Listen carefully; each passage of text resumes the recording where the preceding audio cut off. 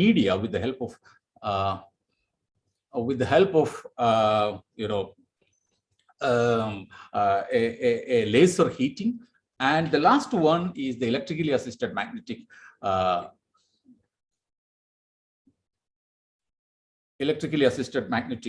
recording.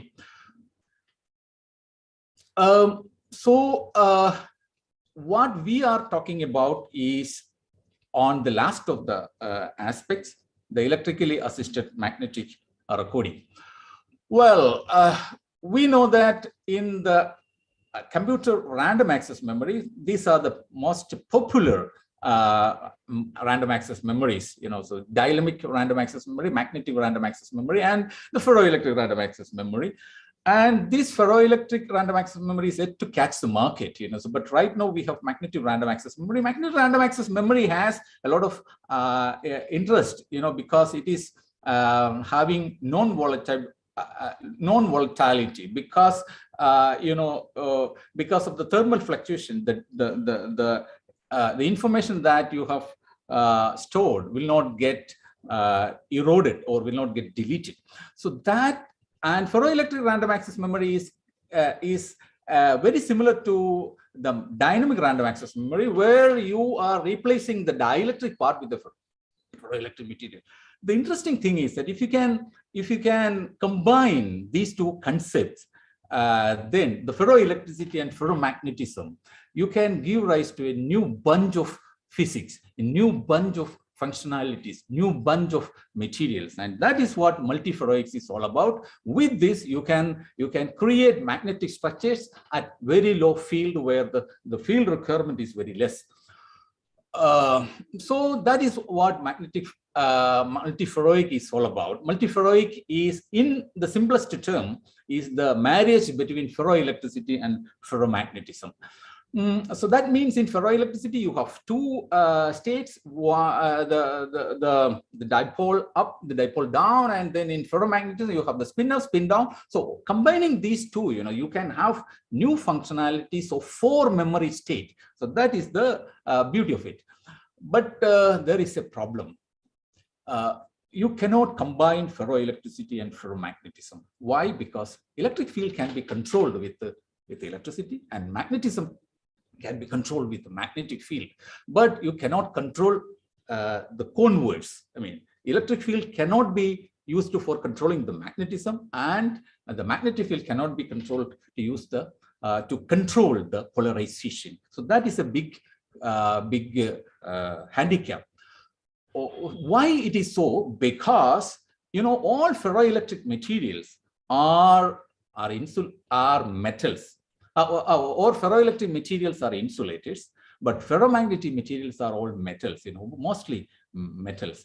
So another problem is that in ferroelectricity you need to have D0 state. I mean, D electron state should be empty, but in ferromagnetism you need to have the D state to be partially filled. And so far as the crystal is concerned, the ferroelectric crystal is non-centrosymmetric, but on the other hand, a ferromagnetic crystal is center of inversion symmetry is possessing. So that means they are mutually exclusive. So that is creating a lot of problems at material side. So you can read more about this ferroelectric ferromagnetic combination from the papers of Nicola Spalding, who is a very well-known professor in University of California. Now she is leading a big group in ETH Zurich. Well, so that is why a lot of new physics is involved in combining ferroelectricity and ferromagnetism. That is why many papers are coming in multiferroics. So today I am not going to talk about all the fundamental phenomena of multiferroics, but kind of from a materials perspective. That in materials, the ferroelectric and ferromagnetic materials cannot be combined, cannot be found in a single material. Because of a lot of problems that I have already expressed. So now the possibility is that can you combine a ferroelectric and ferromagnetic material independently? When two materials are being combined, you are called it as a composite. So you have different kinds of composites, 0,3 composite, 2,2 composite, that is, laminate kind of composite, and 1,3 composite means, wire or one-dimensional structure is being grown in a matrix of 3 dimensions. So that kind of different combination possibilities. I will briefly touch upon all these aspects that I have done some work in that dimension. So first we will talk about multiferroicity in thin films. So as part of the program, I have worked on several epitaxial, thin films, but I am just talking only one system here because of the lack of time. But before that, let us understand what is the problem in multiferroic thin films. So this is Dwight Wieland, who is from Arizona State University. He is while he was in Penn State, he worked on the first composite multiferroic material. This is Catherine Dover, who was my supervisor when I was doing a postdoc, and she is the first one who made a composite layered laminate multiferroic with the stable magnetoelectric coupling.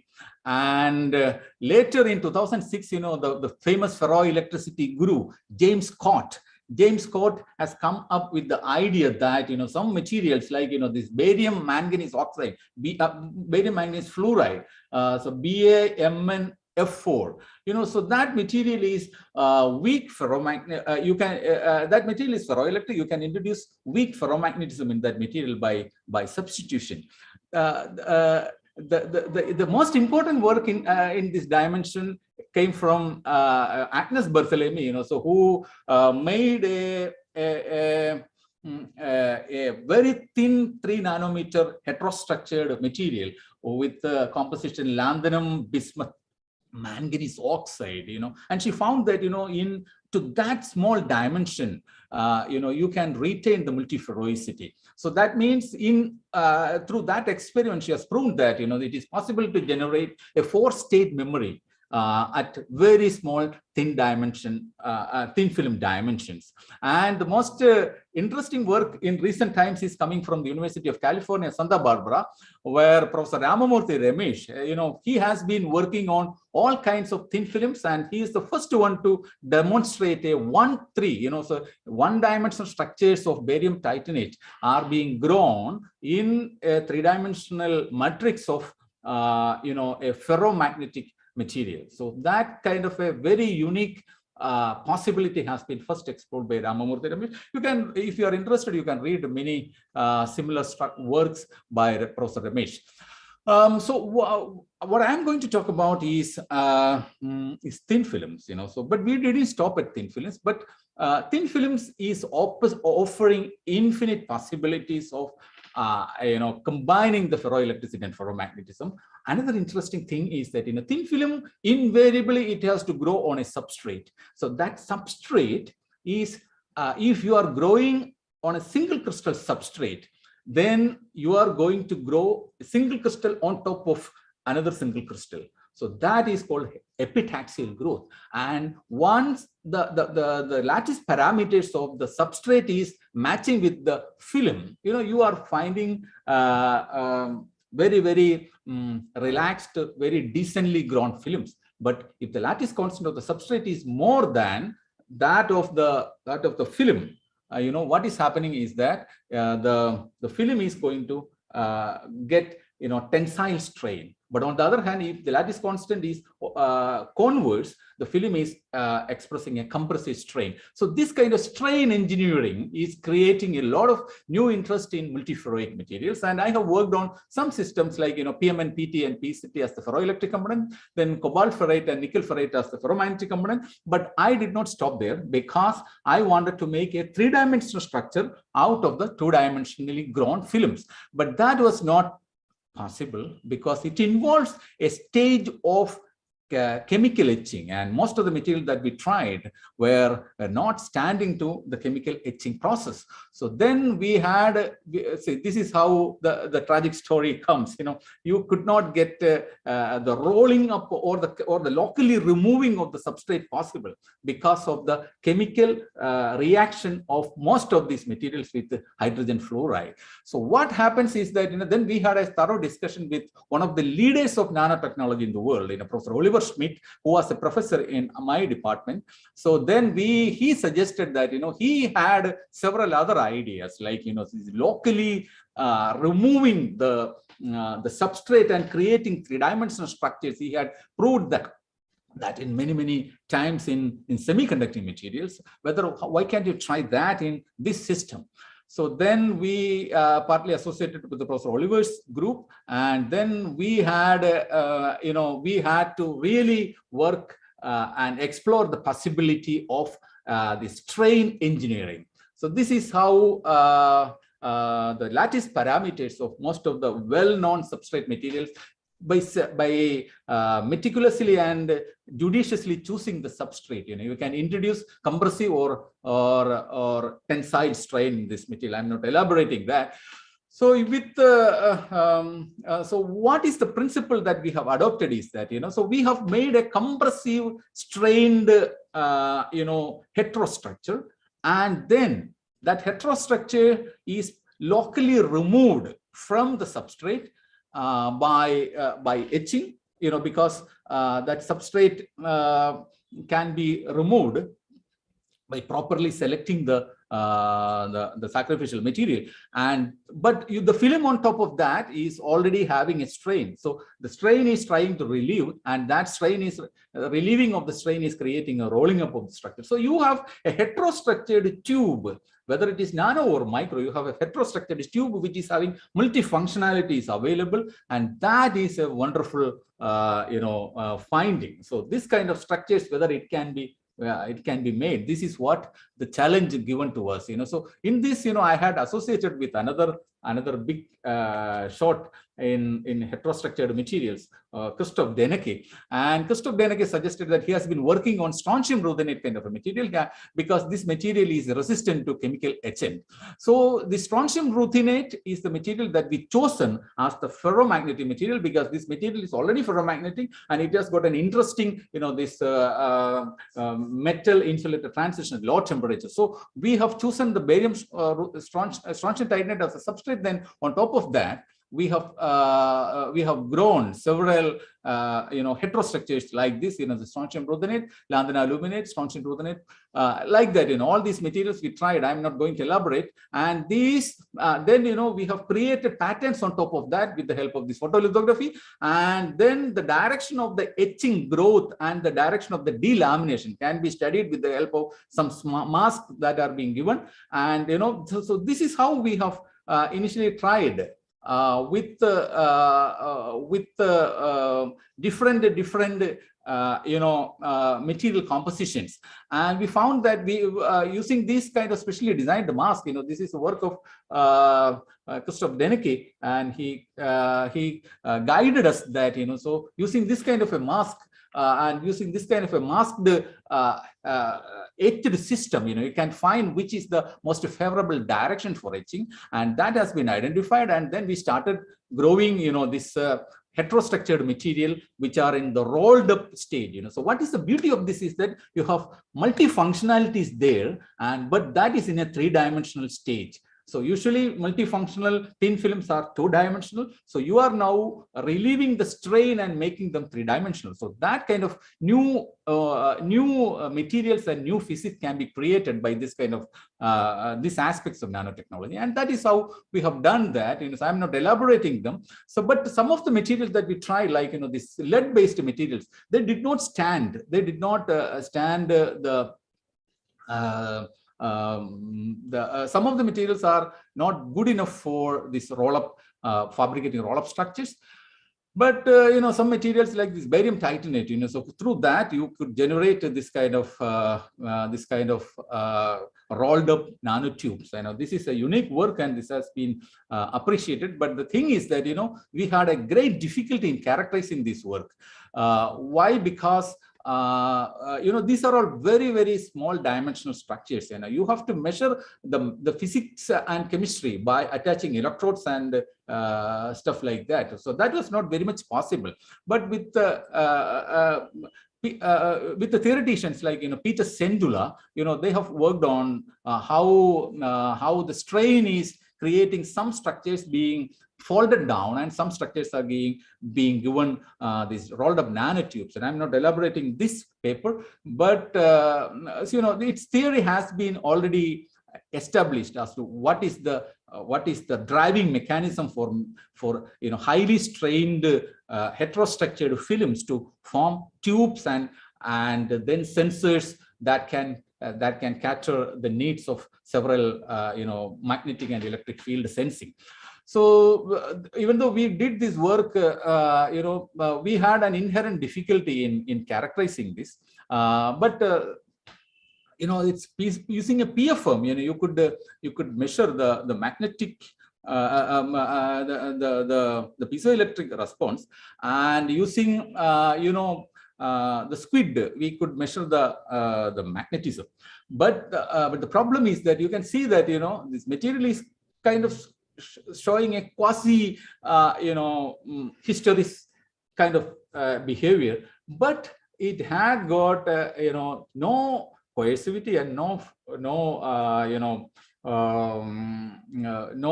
magnetization, because both are coinciding at 0. So that is really worrying, and this has been discussed with several theoreticians. So they said that sometimes in the case of squid, so these magnetic moments are being directed in the same direction of the magnetic field of the squid. So that is why you did not get any spin orientation or corresponding magnetic properties like hysteresis and magnetic properties like the coercivity and magnetization. So a lot of interesting physics is being there, So we could measure the magnetoelectric coupling for this kind of materials to be above 800, but for the rolled up structure it is very low, So more studies to be done to understand it. So now I come to the second part of the talk. So this is all about the multiferroicity in thick films. This is the work that I have done. We have done here in NIST with the help of my student, Ms. Lakshmi. And here we have chosen two systems. One is the praseodymium doped strontium titanate and strontium ruthenate as the ferromagnetic material. The strontium titanate is incipient ferroelectric material, and it is showing no ferroelectricity. But the problem is that when you are doping suitably with the praseodymium, it has got some kind of shifting of the ferroelectric phase transition to near to room temperature is possible. This has been established. So we have made thick films of these materials, and we have characterized them. And then we had measured the ferroelectricity as well as the magnetic properties of this kind of heterostructures, and we found that when it is in the heterostructured form, it is under strain and it is under the clamping of the substrate, that is creating some problem with its multiferroic aspects. That is why the ferroelectricity is actually being suffered in the sense that it is getting more and more lossy. So this can be more similar to a lossy dielectric. It is slowly deviating from the ferroelectric domain. But it's interesting is that it has got the magnetoelectric coupling. It has got decent magnetoelectric coupling up to some 600 millivolt centimeter per Oersted. So this has been tested with the help of a lock-in amplifier setup. And then we have tested another system, and that is actually, cobalt ferrite is being replaced. Cobalt ferrite replacing the strontium ruthenate part, and then we have retained the strontium titanate as the same. And then here also we had characterized them using for magnetism as well as for electricity. Then we found that it's ferromagnetism as well as ferroelectricity is weakly being retained, but in spite of that, it has got very interesting ferromagnetoelectric coupling. So, for example, you can see that in something to the tune of 780 milliwatt centimeter per Oersted is the magnetoelectric coupling for this kind of materials. So this is this kicked up a lot of interest. Why this kind of materials? Even though they are not direct ferroelectric, but incipient ferroelectric materials, why they are showing very good magnetoelectric coupling. So we took the help of theoreticians as to study why this kind of phenomenon is happening, and this work was supported by the University of Lisbon, where it was supported by my brother. So he was a scientist there at that time, and here they modeled all kinds of the ferroic properties, like magnetic potential, electric potential, stress, strain in all the three dimensions, and they found that how the field and other kind of variables are varying with the application of a voltage. And they found that so this is a magnetostrictive material. When you're applying a force to a magnetostrictive material, when you're applying a voltage to a magnetostrictive material, it is actually inducing at the interface, it is actually inducing a strain at the inducing, and that strain is being passed to the ferromagnetic component, and that ferromagnetic component is already magnetostrictive, and that is actually creating some kind of a field variation in its magnetic field. So that is how this kind of materials, where the magnetoelectric coupling is being facilitated. And this is how, this is what I have said. And then we, so many parameters are being iterated in theory, but those parameters we cannot measure. But some of the parameters we could measure is the magnetoelectric coupling, one of the parameter, and then this, the strain coupling, so this.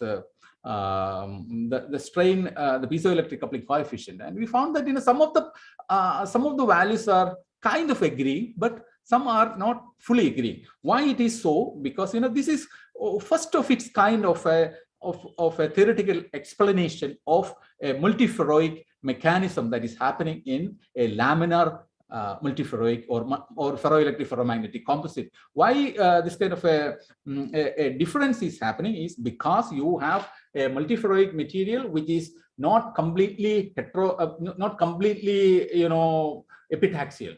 The theory is well developed for epitaxial. This is polycrystalline materials, but it is, even though it had got a very well dense microstructure which is having kind of continuous interface, but that even if it is very continuous, it is not complete, because you have the problems and grain boundary problems associated at the interface, and there you cannot incorporate these factors in theory. That is why so there is some deviation from the theory. So this is how, in a nutshell, if you are comparing the properties of this laminate thick film multiferroics, so this is where we stand. So our values are kind of comparable or better than what is being available in literature. This work has been published sometimes. And then now we come to the last part of the talk. So that is multiferroicity in 0,3 and 1,3 nanocomposites, where 0,3 means you have a nanoparticle there which is embedded in a matrix of another material, and 1,3 means you have a nanowire or a one-dimensional structure that is being embedded, being surrounded or decorated by another material. So this kind of, these two different possibilities we have explored in different systems, but here we have chosen a different material, which is none other than the well-known ferroelectric material, nickel. And then we had worked on copper as well, but iron we did not work because iron is having a lot of problems with corrosion. So we worked on iron oxide or the magnetite Fe3O4. So I'm not going to show any of the results of this except that of the nickel. So what we have done is that we have synthesized nickel nanostructures. We found that these nickel nanostructures can be tailor-made grown by nanowires as well as nanoparticles by controlling their pH, because if you control the pH in a suitable way, you can see that, the corresponding hydroxyl group will determine whether you need to attach to the next magnetic nanoparticle or grow or truncate its growth and make the system growth complete and the nucleation and growth to be complete as a single nanoparticle. But the interesting thing is that this kind of nanostructures are forming hierarchically. There is a specific reason for that. Due to lack of time, I'm not talking about that. But we have elaborated the magnetic properties of this material, both these nickel magnetic structures as well as the ferroelectric material, the barium titanate. Barium titanate we have synthesized through some chemical production technique. Sorry, some salt gel. Then what happens is that, say, when it comes to the sintered structure of barium titanate, you can see that the ferroelectricity is more decent. Why it is? Because in the nanoparticles, you have the problem of grain boundaries, and this grain boundary is creating a lot of depolarization, and nanoparticles and other kind of issues are there. I mean, nanoparticles are heterogeneous, so all these problems can be solved if you sinter it. So that is why we got still better, this remnant polarization and stuff like that in sintered barium titanate. Here, you have created different kinds of ferroelectric material, ferromagnetic materials. But one is nickel nanowire, one is nickel nanoparticle, and the third is kind of a mixture of nanoparticle and nanowire. So all these things we have thoroughly characterized. We found that, it is having this NPW means it's a mixture of particle and wire. And NP means it is nanoparticle, NW means nanowire. Okay. So, and we had,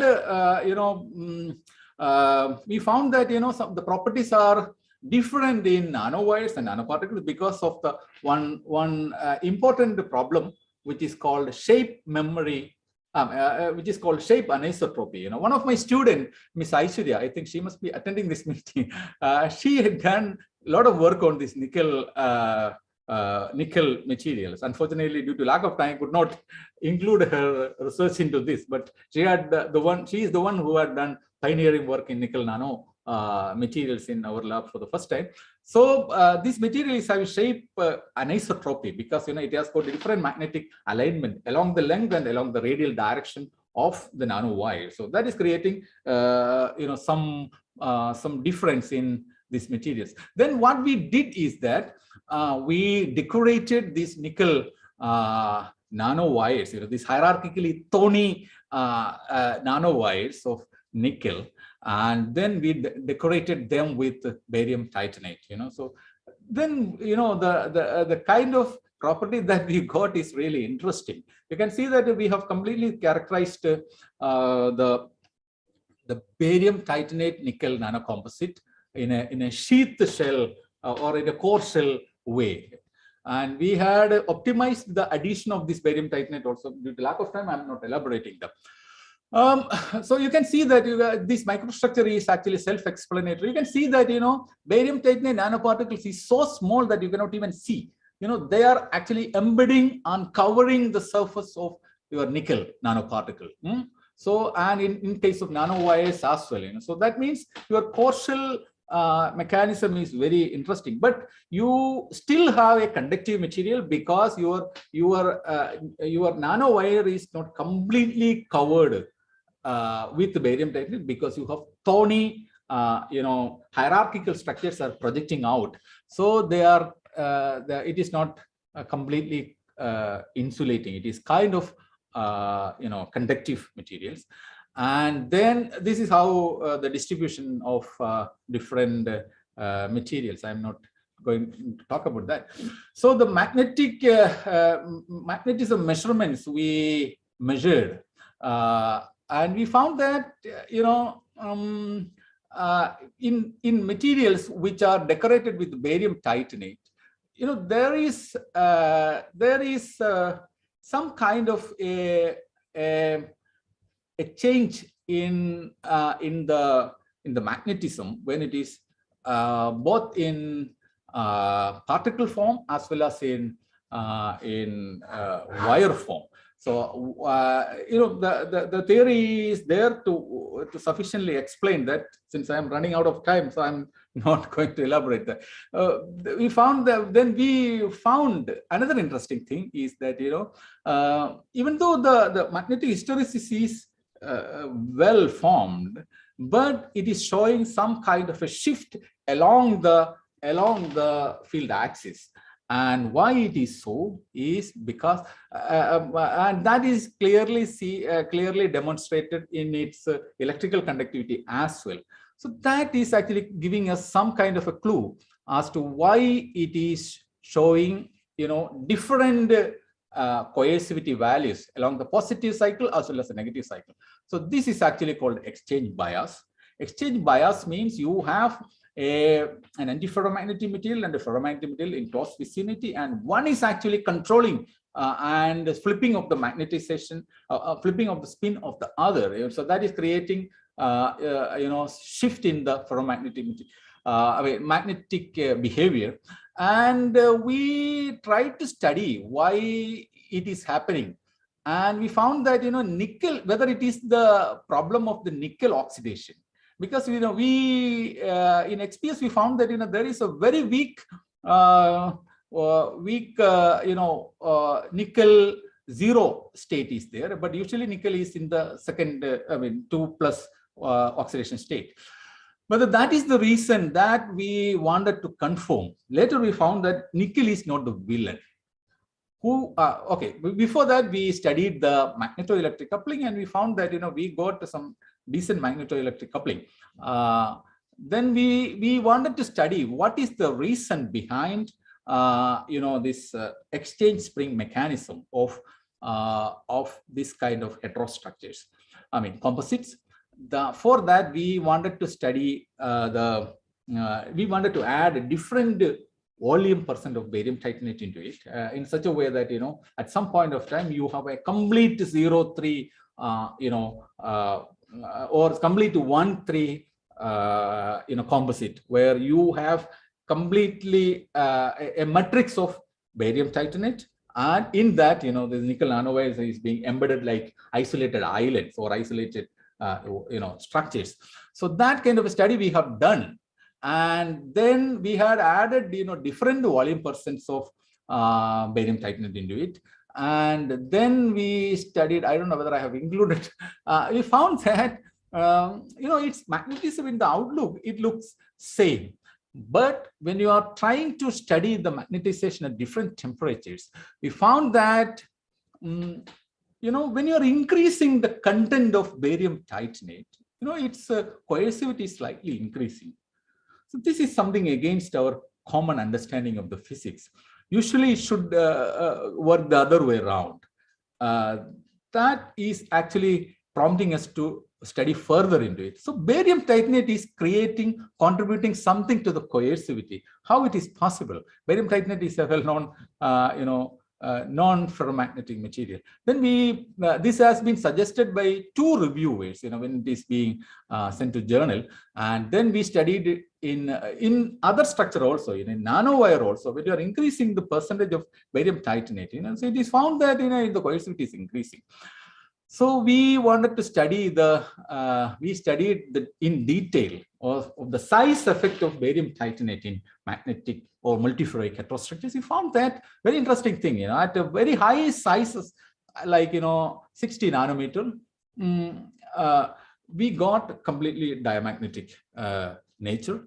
But when you are sizing it down, when you are bringing the particle size to smaller values, so, it is actually giving rise to a weak ferromagnetic or quasi-ferromagnetic nature. So that happens at room temperature, it is fine, but at low temperature, this is very much visible. So then we field cooled the sample, and we confirmed all these phenomena, and then we found that this is the phenomenon that is actually creating the exchange spring mechanism. For example, if you have nickel, and the flipping of nickel is actually being prompted not by nickel oxide, but barium titanate.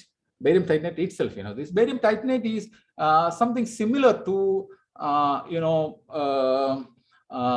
this dilute magnetic semiconductor, that kind of a material, because then we studied more details about barium titanate. We found that, barium titanate is having different oxidation state, and that oxidation reduction is actually contributing to the weak ferromagnetism of this material. This has been already proven, so we kind of rediscovered that is being already known.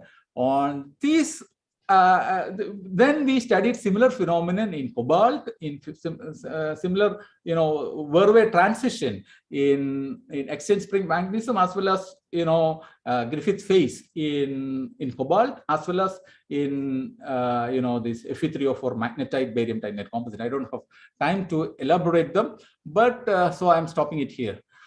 So this is the summary of what I have been talking about. This magnetic coupling of barium titanate, tungsten titanate, epitaxial film is reasonably well. But when it comes to this, rolled up radial heterostate, it is less. Several orders less. Like only very few microvolt per centimeter Austin. So then when we studied the thick film, screen printed thick film using an incipient ferroelectric which is being doped with the praseodymium and cobalt ferrite, you got very decent magnetoelectric coupling.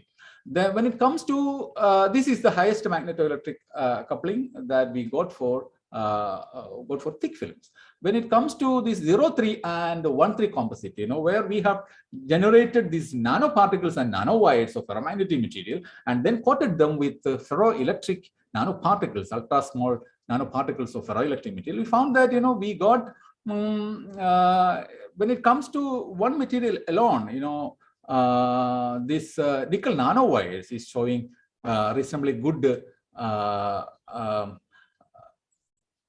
magnetoelectric coupling when compared to nickel nanoparticle based heterostructures. So, and similar results we got with the cobalt also. So this the most important aspect is that this kind of research is creating a lot of interesting phenomena that is happening at the interface. And another thing is that so far as the magnetoelectric coupling of materials is very weak. If you can generate a material which is having sufficiently high magnetoelectric coupling, that is going to generate, long-standing effect in electronics. Why? Because take the simple example, why multiferroids is stated to be transforming the world.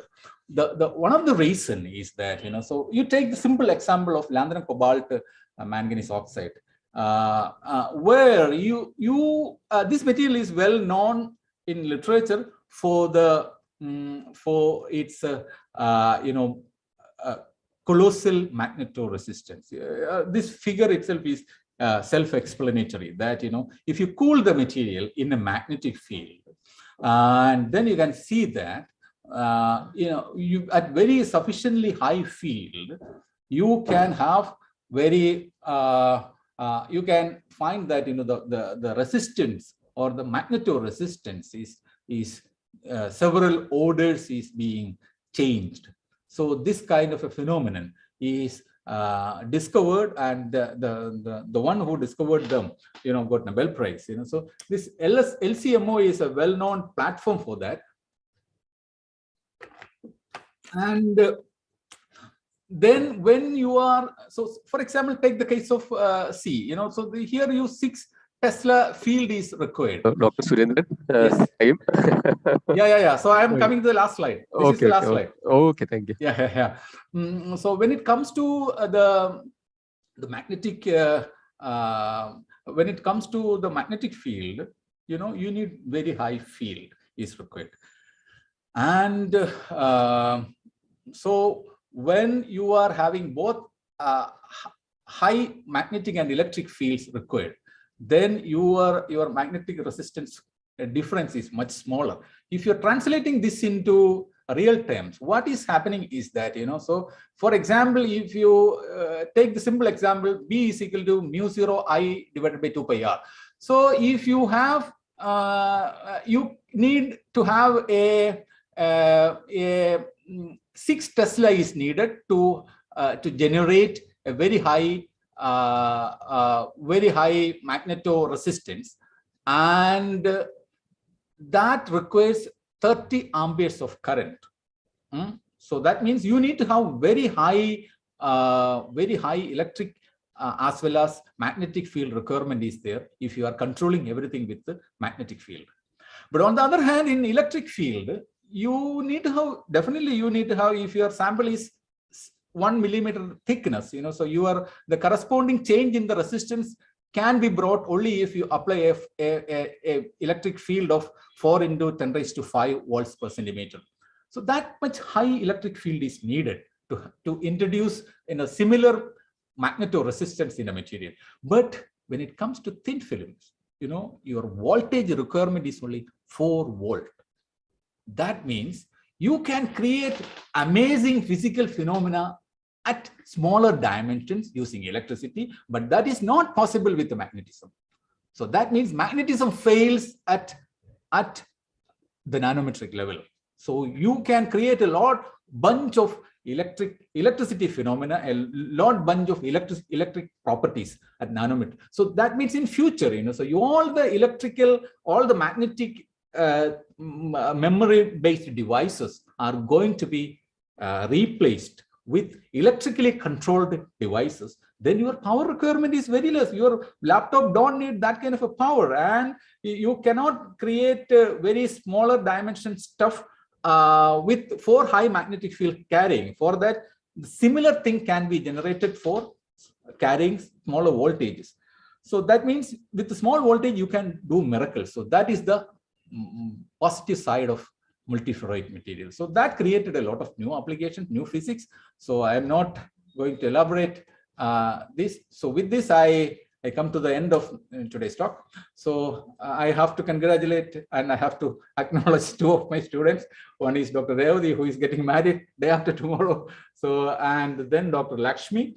So these, I have shown some of the results of them. So I acknowledge them. Then we have been supported by several people, including funding agencies, CSIR, Department of Science and Technology. Then an early part of the work has been supported by Alexander von Humboldt Foundation.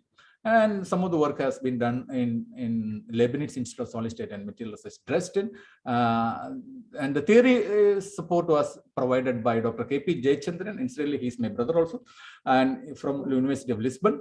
And then Christoph Deneke was the one who trained me for all these kinds of making heterostructures.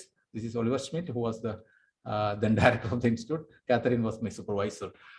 And, all the works that I do here are completely, I depend on this group of young, scientists. They are scientists. They are more intelligent and more hardworking than me. So I owe all my research to them, and especially the ones that I have already, one's work that I have already mentioned. So Dr. Aishwarya also, I have done some work in nickel-based systems, even though I didn't show those results due to lack of time. So I thank one and all. So this is my current group. If you have some question, thank you. Again, if it is answerable from my level. Thank you, Dr. Surendran, for this wonderful lecture. I don't know, you have actually excellently described the topic in 4 sections. And see, there are several points I have noted from your talk. See, you have clearly especially to the youngsters, the difference between the two mutually exclusive properties, ferroelectricity and ferromagnetism, and the way you explained strain engineering and how you replaced the lead in the other, maybe the laminate, multiferroic thin film laminate and partial thing. See, wonderful. Dr. Surendran. So I think we are going, maybe the time is less. So 1 or 2 quick questions.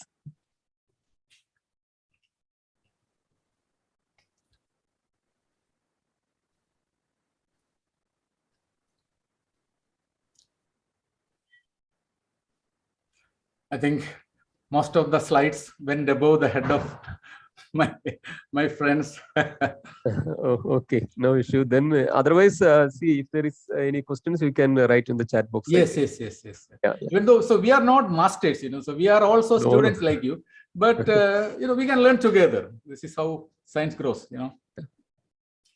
So I think we all join. We'll thank Dr. K.P. Surendran for his excellent lecture. Thank you both. Thank you very much. And I am sure, students and young scientists must have benefited from your talk. Now, maybe we will move on to the next speaker. So next speaker is Dr. Subodh G. And he is also one of my friends. And I will introduce the speaker now.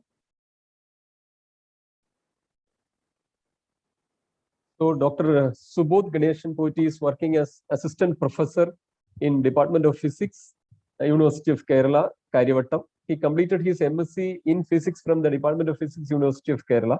and MPhil from the Department of Optoelectronics, University of Kerala, and PhD from CSIR NIST, Trivandrum. He is the recipient of several awards, such as a Junior and Senior Research Fellowship, CSIR India, GATE in 2004, Alexander von Humboldt Fellowship in 2009, JSPS Fellowship in 2011, and the CSIR SRA under Scientist School Scheme in 2013, Kerala State Young Scientist Award in 2016. He was also selected for the Nobel Laureate meeting in Physics held in Germany in 2008, received an equipment grant from Alexander von Humboldt Foundation in 2014, and has also been selected as one of the 40 inspiring teachers in South India by the New Indian Express Group. He has published about 65 research publications in journals of international repute, and has authored three books. Currently, his research interests include electromagnetic interference shielding materials, microwave ceramics, polyceramic composites, cold sintering process, microwave antennas, inorganic phosphors, optical thermometry, light emitting diodes, optical properties of low dimensional materials. He also has several research projects to his credit, and is a member of several professional bodies. With this, I welcome Dr. Subodh for delivering his lecture on electromagnetic interface shielding, current status and future challenges. Dr. Subodh, the time is 30 minutes. Dr. Subodh, please. Okay. Good morning. Good morning to all.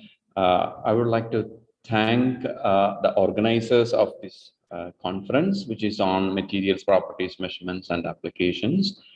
And also, I would like to thank Dr. S.N. Pokti, who has given us a kind introduction to me.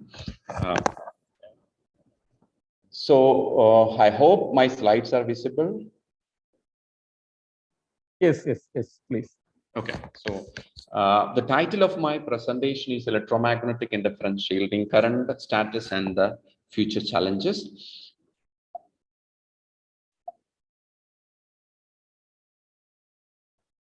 So here is the brief outline of my presentation. So I will start my presentation with an introduction to the electromagnetic shielding. What are the different kinds of shielding mechanisms, and how you can measure electromagnetic interference shielding. This will be followed by our most recent result based on a new kind of material called as electride. It's a calcium aluminate, a case study, and this will be followed by the future directions in the area of electromagnetic interference shielding materials. So we all know that the space and time variation of electric and magnetic field in a periodic way causes the electromagnetic wave. And if you look around the universe, you can see the matter and the radiations. So most of our studies relate to the interaction between the matter and electromagnetic radiations. Here you can see the electromagnetic spectrum, where it starts from the radio waves to the high energy gamma rays. And these radiations, depending upon the frequency of the radiations, they can be causing damages to the causing damage to the tissues, and also has a lot of effects due to these electromagnetic radiations. So here, what we will focus on is this range, that is the microwave range.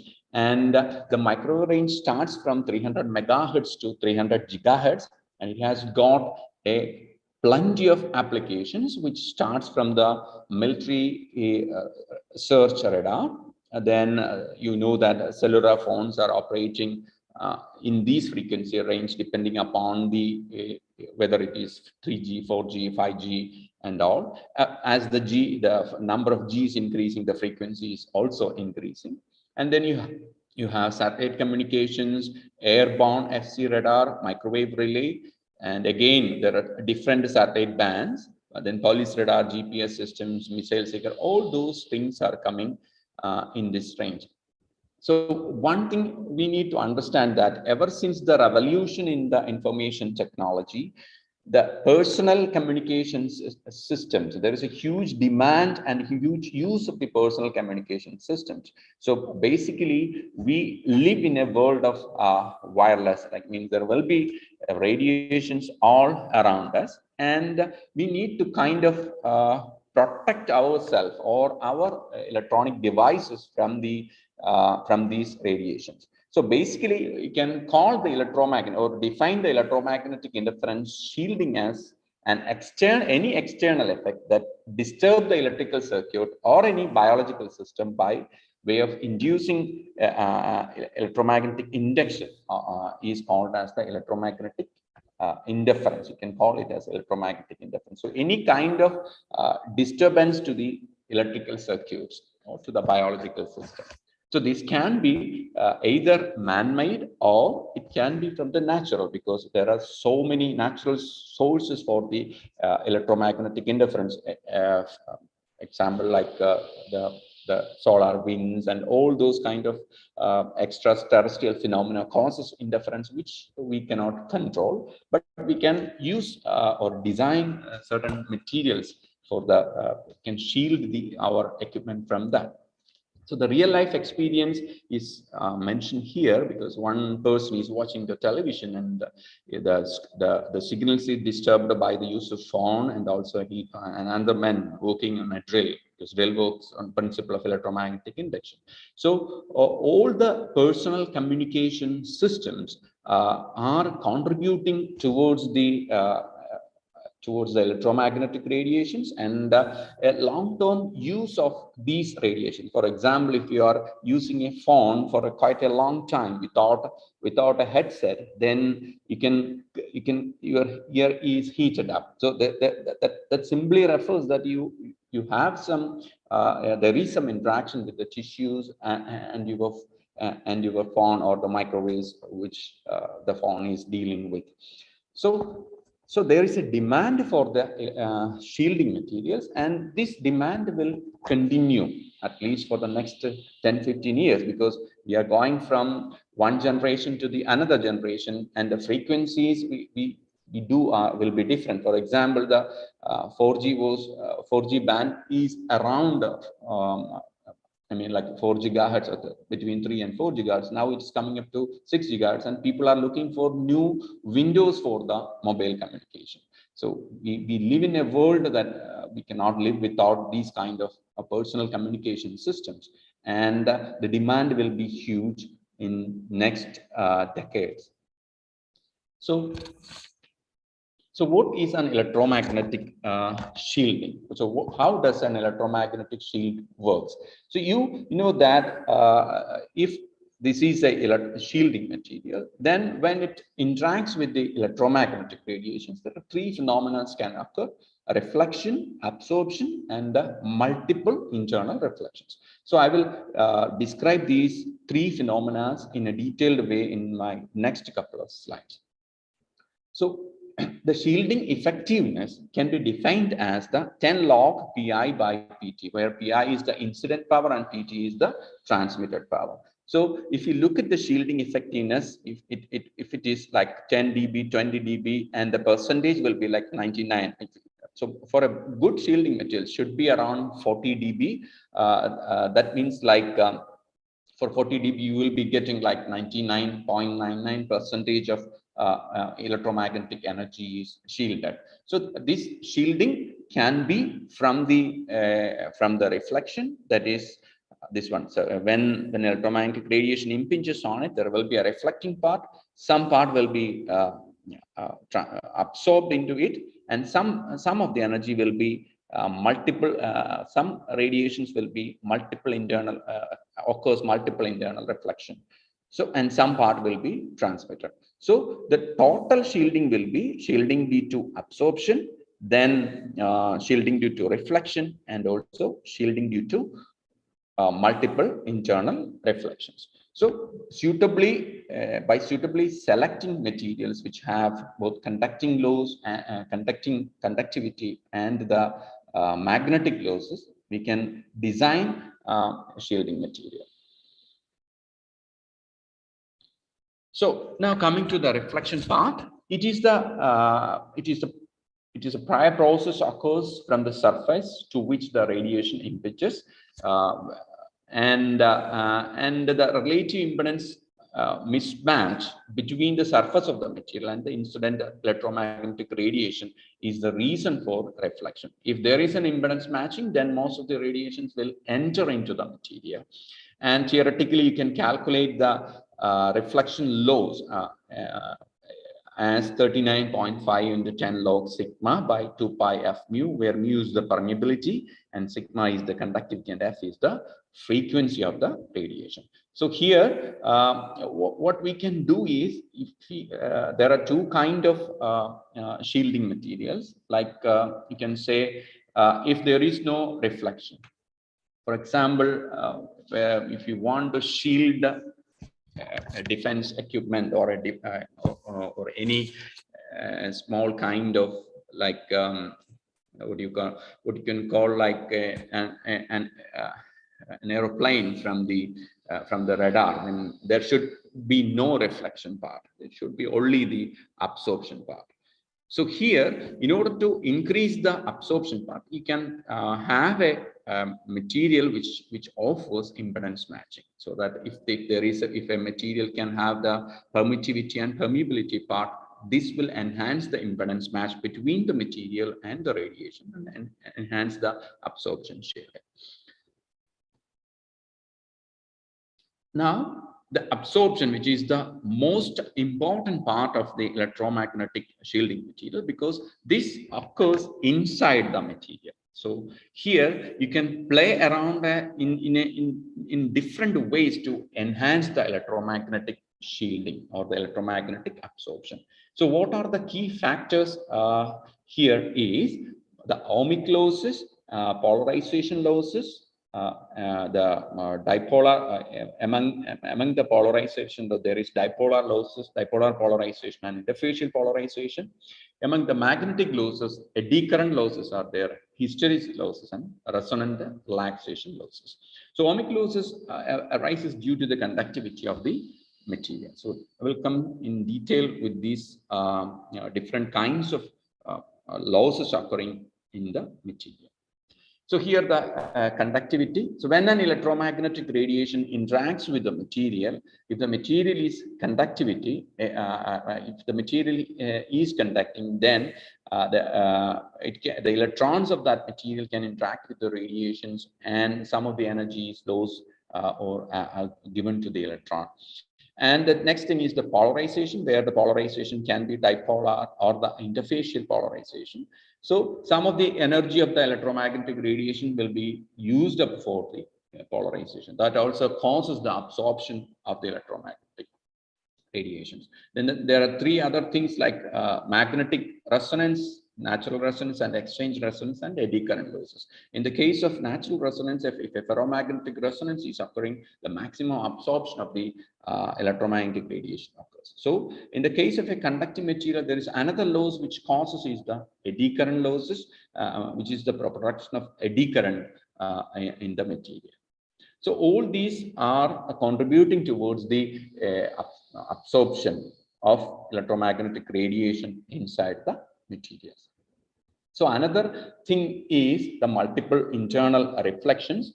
So in the case of a material having thickness less than the skin depth, or having a specific internal structure like a porous structure or a multi-shell or a hollow structures, there is a possibility that the incoming electromagnetic radiation is reflected back and forth, and it is completely absorbed, so that the transmitted radiation will be minimum. So the shielding effectiveness for the multiple radiation can be given as 20 log 1 minus 2d divided by delta, where delta is the skin depth.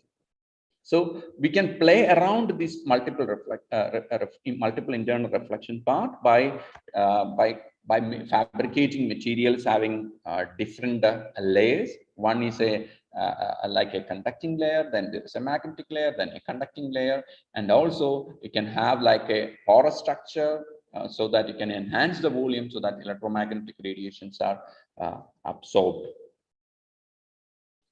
So So the conference is about the measurement because the measurement is quite key with respect to any part of the material studies. So here there are different measurement techniques for measuring the shielding effectiveness. So I will describe, I mean, like 4 or 5 of them. So one is the one method is the open field or a free space method. Here you have a network analyzer which will be used for measuring the scattering parameters, and there is a horn antenna, then there is a dielectric lens, and the specimen is somewhere around here. So this is the metallic plate and specimen is here. You can measure the scattering parameters S11 and also the S2, S12, and from that you can measure the shielding, EMI shielding. And another method is a shielded box method. You have a metallic box, your specimen will be here. There's a receiver and a receiving antenna is there. And this is called the shield box method. And you can have the measurements with and without sample, and you can compare with the shield box method. In the case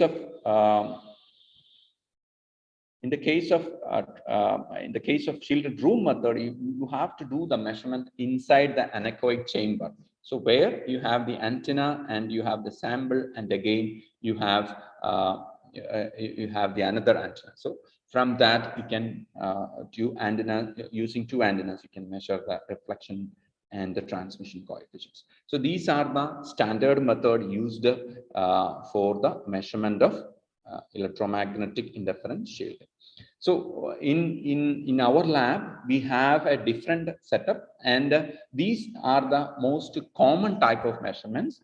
You have, as I have mentioned, we need a network analyzer, whether it is scalar or vector, and you have like a waveguide setup where you can measure the output parameters like the reflection coefficients S11 and S22, and also S11, S21 and S12. So using these reflection parameters, you can measure the samples. Normally these waveguides are of rectangular shape, and you have like a sample holder in sample holder, and you can place the sample holder and measure the sample. Even though I said this like this way, because one sample including the calibration takes at least 3 or 4 hours to get the correct result. So by using this waveguide method, you can also measure the parameters like permittivity, permeability, all those parameters can be obtained. And another method is the called a coaxial line method. So I have told about the microwave absorption. Here we are not measuring the shielding, but we are measuring the reflection. So we assume that where there is a reflection minima, there will be the absorption maxima. So here the samples are annular rings type, because you are inserting the sample into the coaxial line setup. So that can be used for measuring the microwave absorption. So what is the advantages of this coaxial line setup is this is for a broader frequency range. So if you want to measure from 1 to 18 gigahertz, you can use on coaxial line setup, and you can measure from the entire frequency range. If you use a waveguide, then you are getting the shielding, but you need to have 4 or 5 of them. The C band, there should be say SL band, C band, then X band, K band, and KU band to get K band at least to get those frequency range.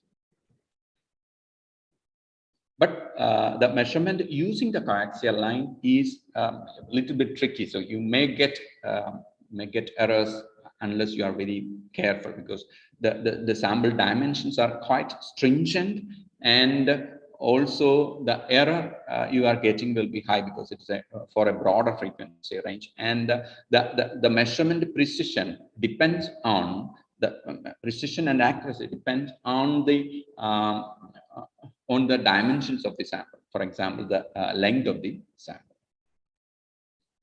So now, what are the different kinds of EMI shielding materials? So initially, or in the earlier times, there are only metallic shielding materials. Then they will like the nanometallic fillers of nickel, cobalt, Fe nanoparticles are used to enhance the conductivity and induce magnetism in the metallic fillers. And later on was we need to, as the applications are changing, and we need to have more flexibility in the materials. If you want to use in some circuits and all, we need to have more flexibility. This leads to the use of polymers, for example, like silicon rubber or polyvinylidene fluoride, and they don't show the EMI shielding effectiveness. So we need to add some of the conducting fillers like reduced graphene oxide or some of the magnetic fillers. So filler added polymers are one of the major candidate for the shielding materials. Then this was followed by the fabric-based shielding materials, where you kind of using a cotton fabric or a carbon fabric or a polypyrrole matrix. So the fabric has a lot of advantages because it can be used for a multi-purpose. For example, it can be used for energy storage, it can be used for joule heating. All those multi-purpose can be in multi-functionality can be inbuilt into the fabric-based shielding materials. In the case of cement-based materials, for the building purpose, we can use a cement-based material with the addition of some of the conducting fillers like carbon or metal or polymer fiber to enhance the effective EMI shielding effectiveness. So another class of compounds or materials are the bio-derived materials. This is an important class of EMI shielding materials, because here some of the biopolymer, which is like polylactic acid or bio-derived fillers, which can be like by burning out in a controlled atmosphere, you will be getting the carbon, and this carbon can be activated, and then it can be used as a filler, because it might have, in some cases, it have the high conductivity. So bio-derived EMI shielding materials are also there. Now, I will be discussing the common strategies for the development of electromagnetic interference shielding materials. So one of the things is it should have a homogeneous structure. So even though if you are fabricating a composite, it should be homogeneous just like that. So you need to use like many fabricating strategies like melt blending or solution blending or in situ polymerization to get this kind of homogeneity, because the matrix and the filler should be uniform. The filler should be uniformly distributed in the polymer matrix. Then in the case of other thing is the segregated structure. The interconnected framework of conductive fillers is segregated by the individual polymer bugs as shown here. The two typical strategies are employed for realizing the segregated structures. One is that the conductive fillers are pre-coated on the polymer particles along with the further densification process. So one way is conductive fillers can be pre-coated, and the other strategy is 3D interconnected conductive framework, such as a foam or a sponge or a prefabricate, followed by filling the pores with the polymer matrix. So you can also a conductive framework can be made such as a foam or a sponge, and then the polymers can be filled into the pores. So this is the segregated structure. Then one of the most important case of strategy is the laminated structure, where you can clearly see the different layers. So these layers can be made in different way as we can design it, because you can have a conductive layer, a magnetic layer, a conductive layer, those kind of things can be done.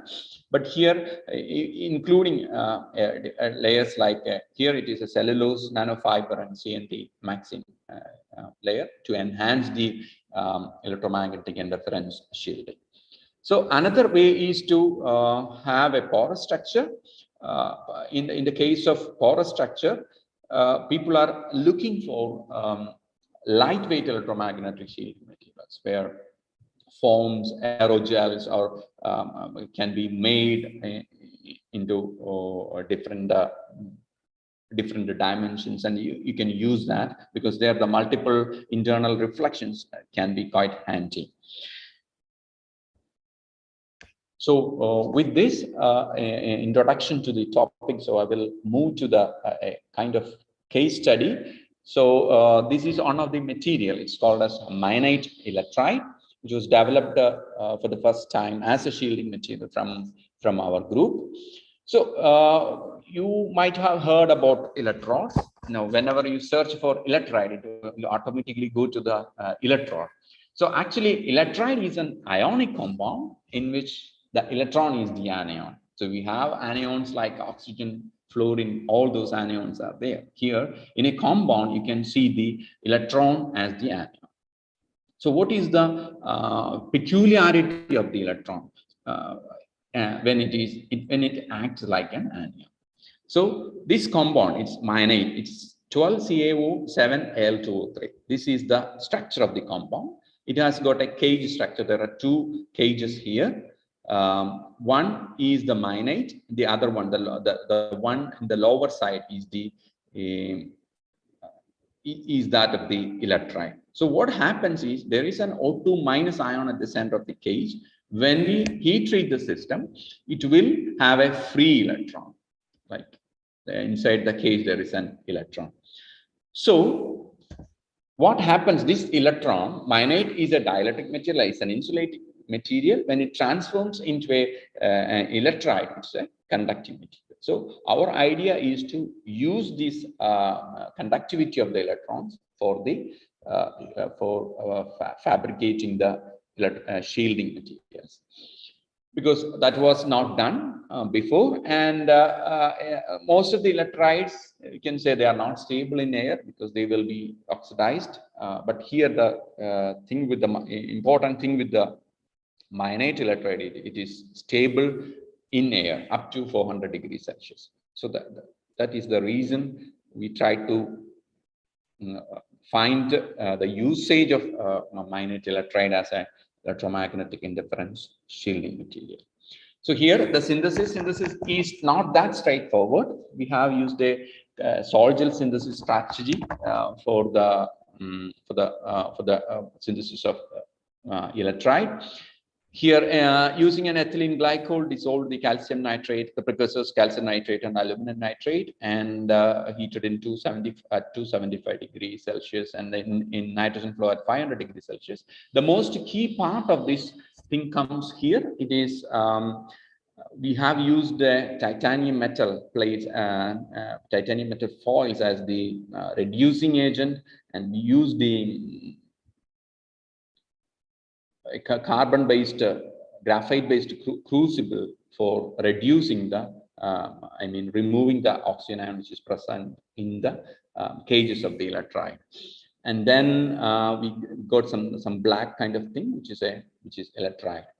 So we have also done all the TG and DJ curves of the in nitrogen and oxygen atmosphere for the precursor after getting precursor of the sol-gel synthesis, and it is confirmed that the formation of the electride happens around 1000 degrees Celsius, and the other things, other things like like decomposition of ethylene glycol and other decomposition of the nitrates, all other happens somewhere around these temperatures. And we did a lot of number of characterizations like X-ray diffraction, XPS, Raman, FTER, SEM, CHEM, EMI, shielding, and also microwave absorption studies. So now once we found the, once the compound is found, we checked with the X-ray diffraction pattern. So here is X-ray diffraction pattern. Unfortunately, we could not find any difference between the X-ray diffraction pattern of the myenite and the myenite electride. So we need to use other methods to confirm the formation of the electride. So we have used the UV visible absorption spectra. I can see that this is the absorption range for the myenite, and this is for the myenite electride. So you can have like this is the electronic band structure, because this is a well-studied material and the band structure calculations, everything is done already.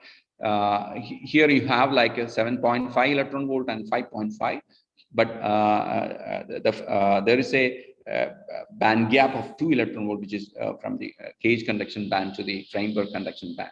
So what we have observed is a highly conductive material, and the band gap is also reduced significantly. So one of the other ways to characterize this material or can confirm the electride, the formation of electride, is the Raman spectra. So we have done the temperature dependent Raman spectra, and here there is a band which corresponds to around 1100 centimeter inverse, which is due to the O2 -1. So as we increase the temperature, this band is more prominent in the 400 degrees Celsius. That means up to 400 degrees Celsius oxygen band, like O2- is there, and afterward, electron is there, and afterwards the band due to O2- increases.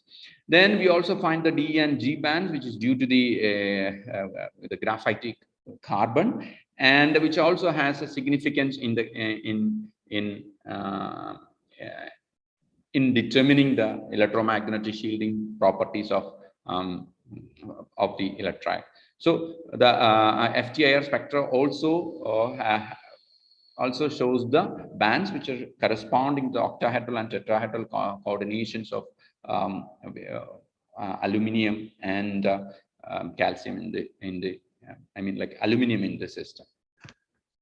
So once the structure is confirmed, we further go into the material. We have carried out the X-ray photoelectron spectrometer, and you can see the binding energy curves. So I didn't show the survey spectra. Survey spectra has all the elements present. And here, a couple of things that there are many functionalities we could observe from, like the carboxyl group and also the carbonyl group. All those functionality we can observe this.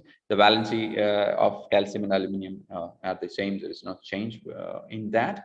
The density of the compound observed is 1.36, while the theoretical is 2.68.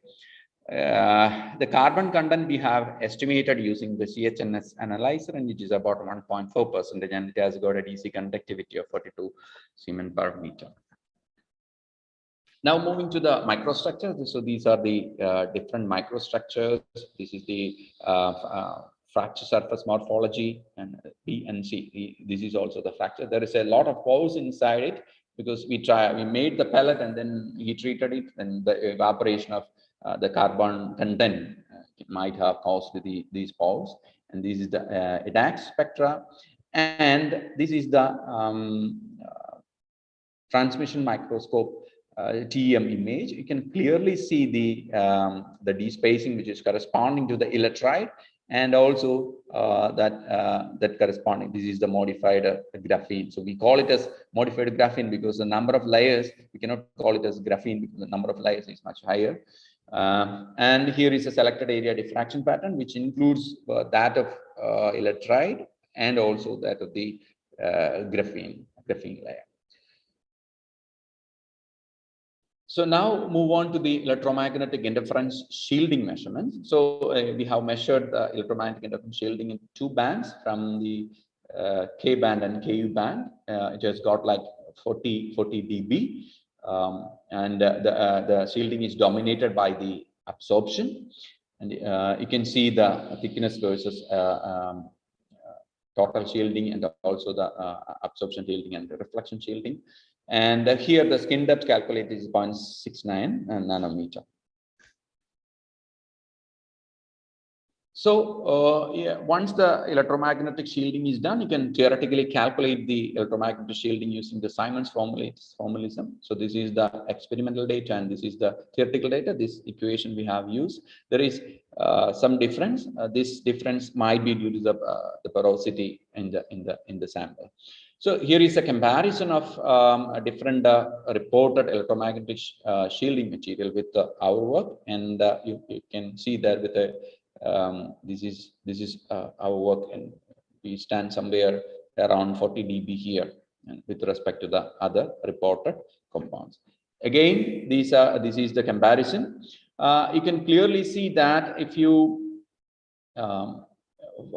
for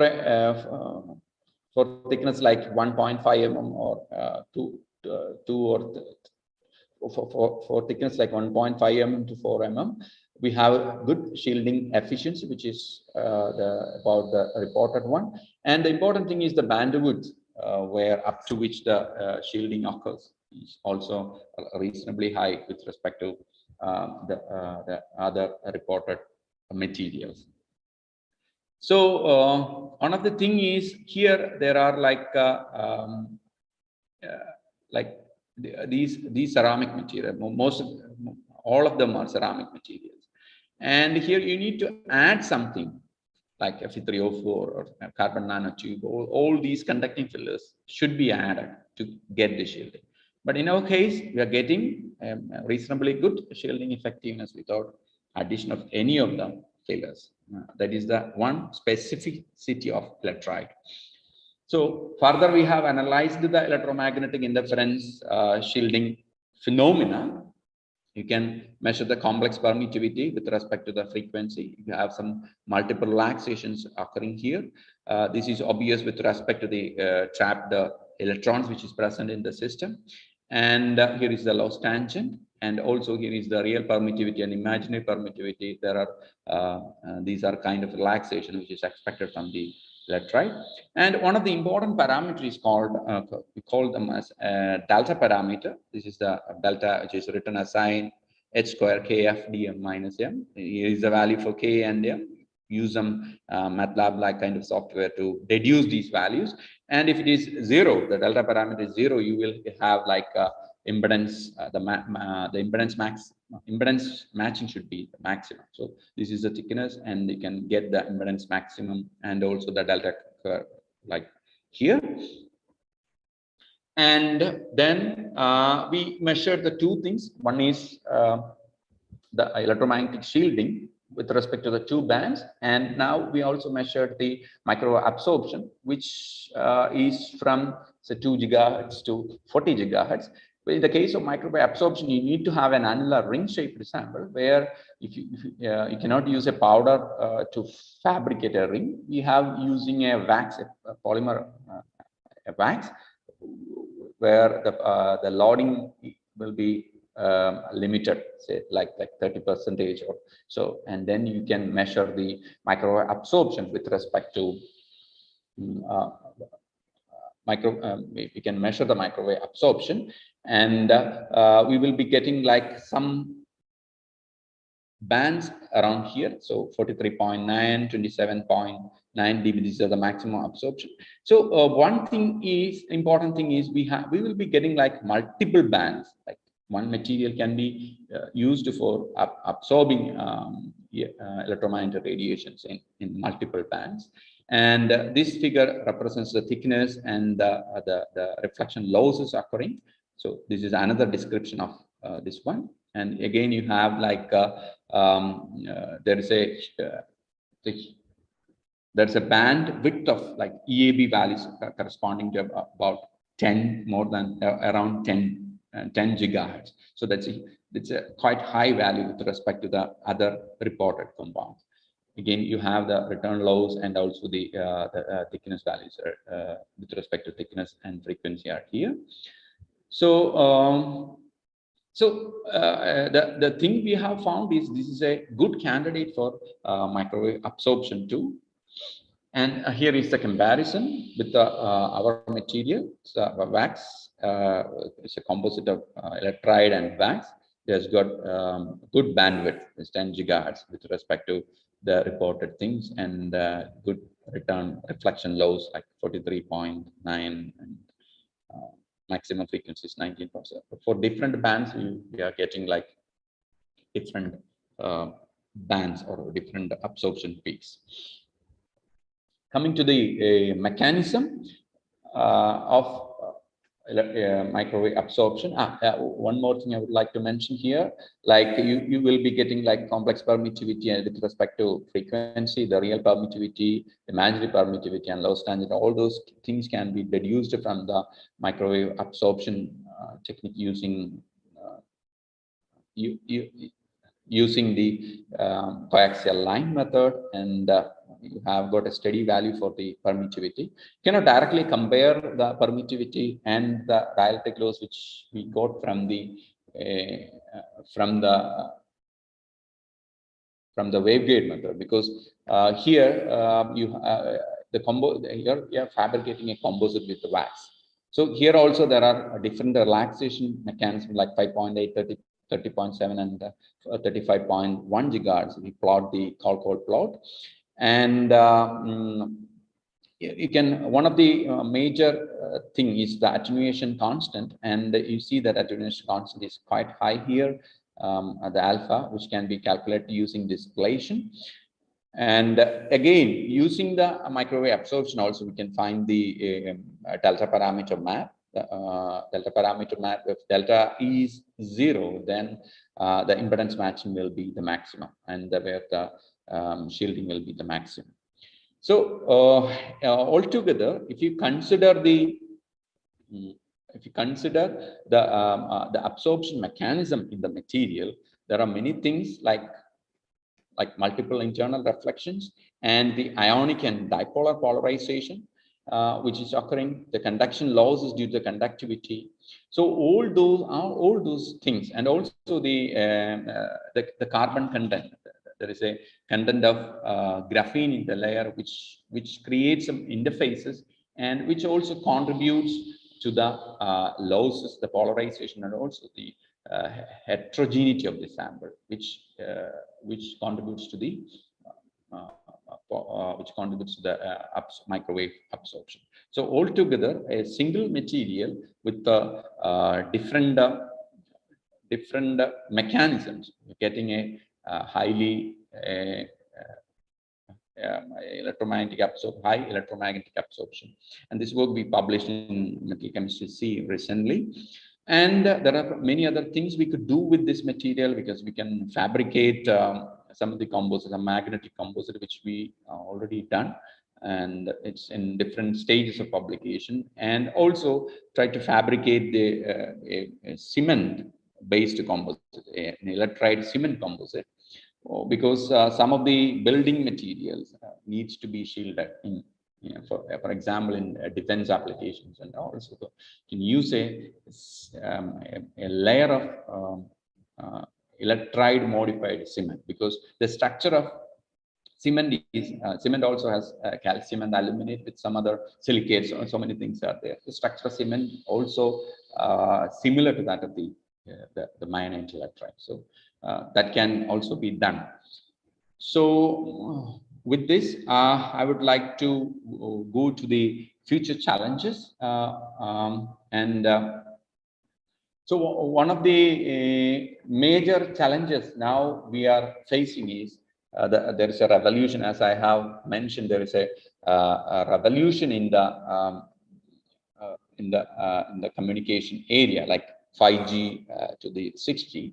So as these numbers 5, 6, 7 and increases, the frequency is also increasing. So we need to have different set of materials for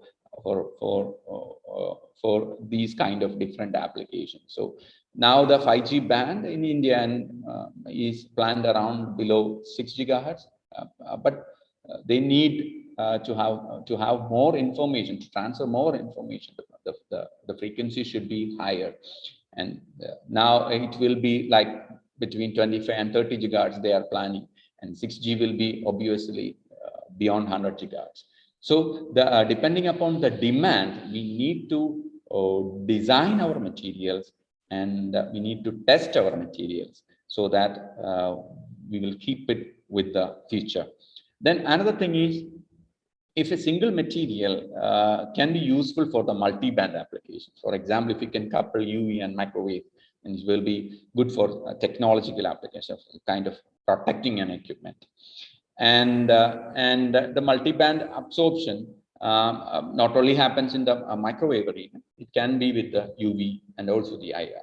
So that kind of research is going on. And the other important thing is, like, if we are using an electromagnetic interference shielding material, mostly microwave absorbers, And if this absorbed energy can be useful, then it will be good. For example, it can be used to store this absorbed energy, or it can be useful for doing some other works. Then that will be a different thing. Then the another area is like the people are looking for multifunctional materials, like the electromagnetic shielding materials with like can be useful for energy storage. So multifunctionality can be adopted. Or can it be act as a strain sensor, Joule heating, and then it can show the catalytic, electrocatalytic properties, or should show some other interesting functionalities. So those type of results are, I mean, those type of materials are currently being researched, and new functionalities are found for the EMI shielding materials. So with this, I would like to acknowledge our university and the Kerala State Council for Science, Technology and Environment for the funding. And this is our recent group. And Vidya, who has submitted the thesis, has done this, the work on the electrolyte. And thank you. If you have any questions, you can ask. So, thank you, Dr. Subodh. I hope I finished it within time. Oh, okay. You are a good teacher, no? So I think no, everybody enjoyed that. No? So yeah. Excellent. Maybe talk from you. You have actually excellently narrated all aspects of the EMA shielding. No, what is going to happen, what already, what is that, and what is going to happen in that area. And I think if there are questions, then it is the time to ask questions now to Dr. Subodh. Thank you, sir. Why nobody is asking questions?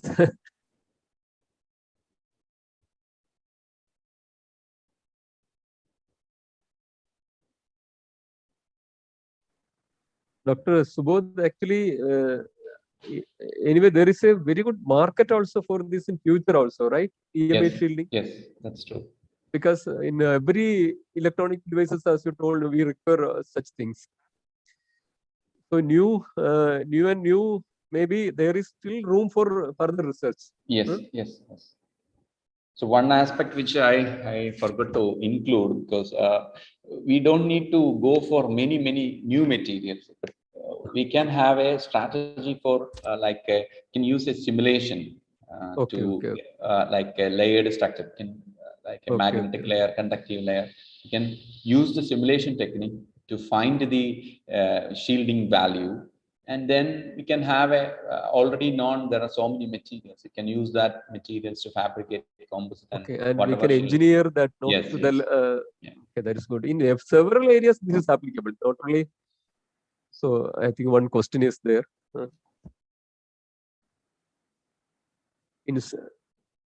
Instead of dissipating the energy, can it be used for wireless energy harvesting?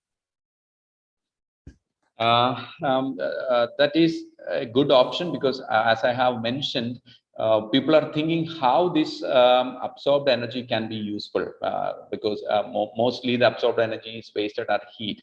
So I'm not quite sure whether it can be useful for wireless energy harvesting, because you know that the absorbed energy is very low, because it is in the microwave region.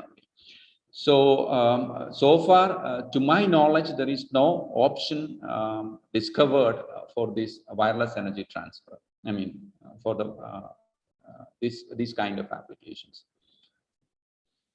Okay, we are running short of time now. Let us thank Dr. Subodh for his excellent lecture.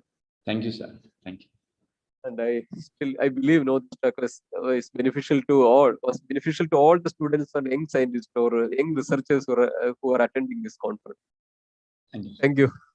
And thank you very much for the speakers for delivering thought-provoking lectures. And with this, I thank the organizers. Definitely, I will come back in the afternoon for there is one more session for me. Thank you all. Thank you very much. Okay, sir. Thank you. Our first session on electronic materials has come to an end. My sincere thanks to our Honorable Chair, Dr. S.N. Poti, for conducting the session. A heartfelt gratitude to all our speakers, Dr. K.P. Surendran and Dr. Subodh G, for their valuable and fascinating talks. Again, I extend my gratitude to the active viewers and listeners for participating and making this a lively event. Right now, we move on to 3 parallel sessions of oral presentations on the topics magnetic materials, electronic materials, and other materials. Those attending the oral presentation on the topic of other materials, please continue on this meeting. Those attending oral presentations on the topic magnetic materials and electronic materials, please visit the program schedule to obtain the links for your respective sessions. Before leaving, we also request everyone to kindly fill the feedback form available on the chat box. Thank you. Now we start with the oral presentations on the topic other materials. To chair this session, we invite Dr. Suhail KP. Dr. Suhail KP did his PhD from the University of Hyderabad in the area of South Condensed Matter Physics. After completion of the PhD, he worked as a faculty member at Farouk College, Calicut, NIT Calicut, and as a postdoctoral fellow at Joseph Stefan Institute, Ljubljana, Slovenia. He is currently working as an assistant professor at the Department of Physics, University of Calicut. Dear sir, we are honored to have you here. We request you to start the session. Okay, thank you, Chair, for such a wonderful introduction, and also I thank Sunil for inviting me to join in this seminar. Without wasting much time, let us move on to the first talk. As you all know, it is a 5 minutes for the presentation, and maybe 1 or 2 quick questions of 1 minute or maximum of 2 minutes can be taken. And the time management has its own value due to this late running seminar. So I remind all the participants to stick to the time, and we'll start with Miss Cincy Annauman. Are you there?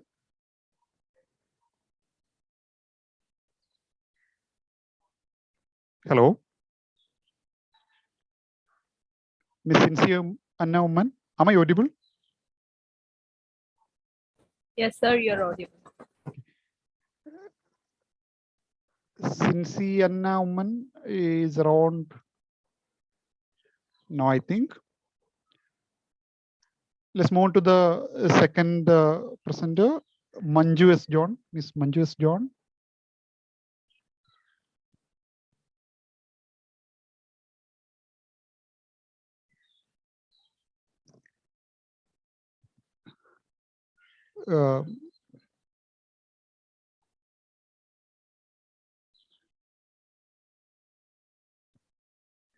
Yes, please unmute, Manju.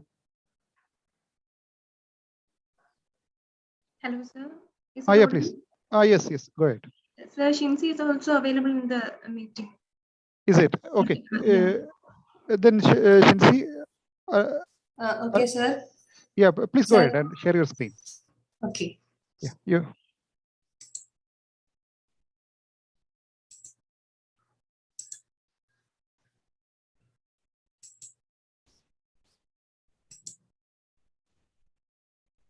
Sir, I hope my screen is visible. Hello, sir. Yes, Shinsi. Okay.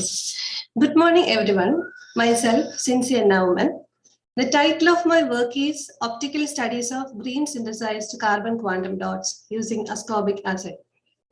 I would like to introduce some ideas about carbon quantum dots.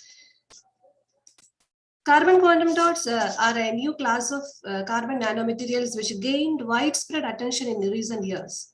Carbon quantum dots are unexpectedly discovered during the purification of single-walled carbon nanotubes by Siu et al. In 2004. Carbon quantum dots are low-dimensional nanostructures with sp2 hybridized structure and a diameter of less than 10 nanometer.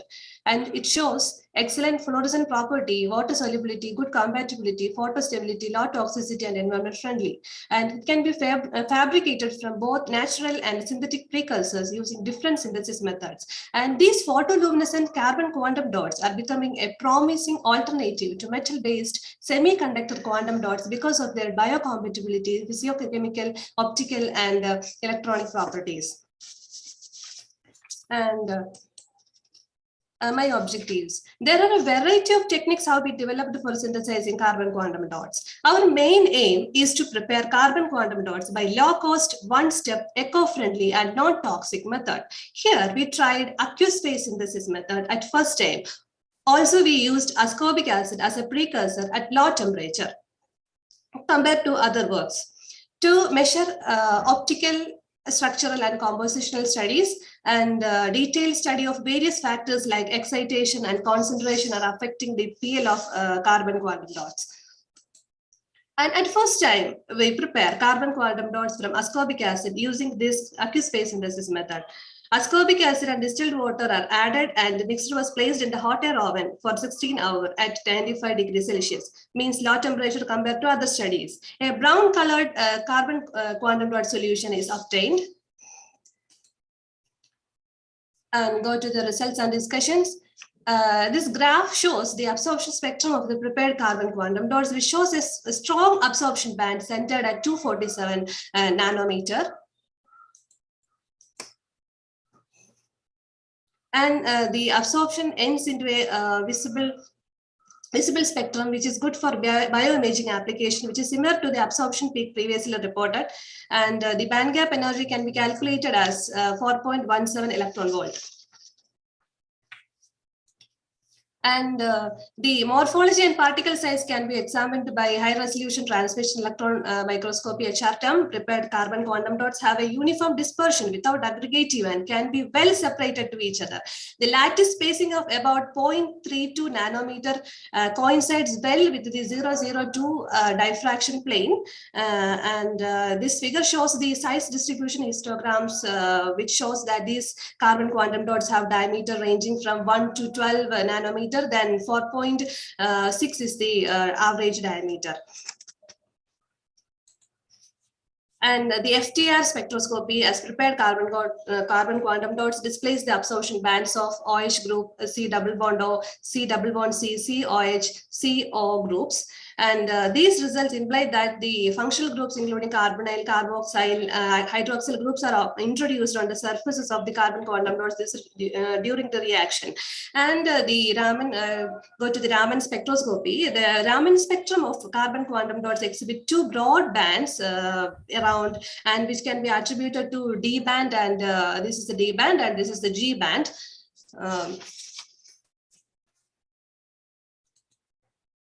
And then the detailed study of photoluminescent spectroscopy spectra were recorded and performed under different excitation wavelengths ranging from 340 to 500 nanometer. Maximum intense peak appears at 536.2 nanometer when excited at 480 nanometer. So these carbon quantum dots shows green luminescence. From CIE plot of carbon quantum dots, we can confirm that the emission maximum is found to be redshifted from 420 to 500 nanometer. So these carbon quantum dots exhibit excitation dependent emission behavior throughout the entire visible region. So similar findings can be observed by the carbon quantum dots synthesized from different precursors like citric acid, carbohydrates, etc.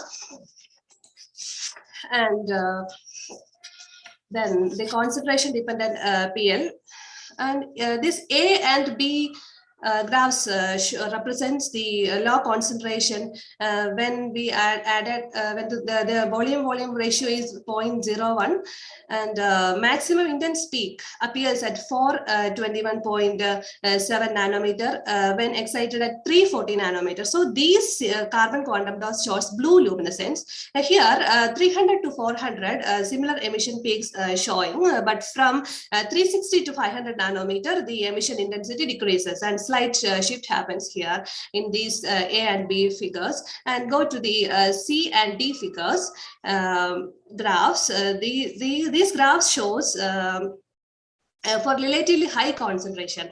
So maximum intense peak at 535.57 nanometer when excited at 480 nanometer. So these carbon quantum dots show green luminescence. From 420 to 500 nanometer, the emission intensity increases. So high concentration carbon quantum dots means the relative distance particles are small. So excitation annihilation takes place. So when the carbon quantum dots concentration increases, the PL intensity increases and peak wavelength shifts to longer wavelength, as shown the the graphs C and D. So go to the conclusions. Carbon quantum dots with an average size of 4.6 nanometer were prepared through a simple one-step process at relatively low temperature using ascorbic acid as the precursor. The prepared carbon quantum dots exhibited UV absorption with a band gap of 4.17 electron volt. The photoluminescent properties of the carbon quantum dots were investigated in detail, and a concentration and excitation dependent emission is observed. Low temperature synthesis of carbon quantum dots favors the emission from molecular fluorophores. So it can be used as a treatment of cancer, brain tumors, etc. They are highly photostable, making them useful props for fluorescence microscopy. Coming to end, thank you. Thank you, Shinsi. Is there any questions from the audience?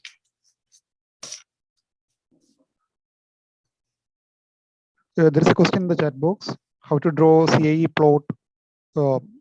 She mean to our software name. Software name is color code, color. Okay. So there are some studies in previously also in the literature using the quantum dot preparation using ascorbic acid. Can you, in short, can you say that how your work differ from those literaturely reported works? Yes, sir. As first time we prepare carbon quantum dots from ascorbic acid using the method that is acute phase synthesis. That is a simple and one-step method. Acute phase synthesis means we have to prepare the carbon quantum dots from ascorbic acid plus only distilled water is there. No other precursors are used. Only one precursor is used, that is ascorbic acid. Okay. I think there are no other questions. Thank you, Shinsi. Thank you, sir. Move on to the next speaker. Can you stop sharing? Okay. Manju S. John, can you unmute and start sharing? I'm here.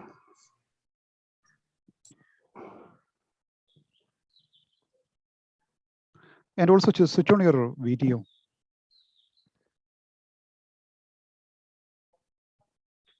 Okay, it's visible. Go ahead.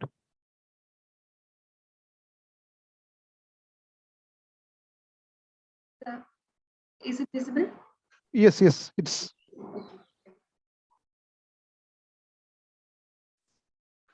Good morning. Topic of my work is structural analysis of nanocrystalline zinc oxide. It's a promising material for optoelectronic device. Me, Manju Stone, I am an MPhil student of SB College, Changlasiri, and I did my work under the guardianship of Dr. Fred G. Don, Assistant Professor, St. Gregory's College, Kottayakal. Okay, we all know that about zinc oxide, various applications of zinc oxide. I'm not wasting much time in that.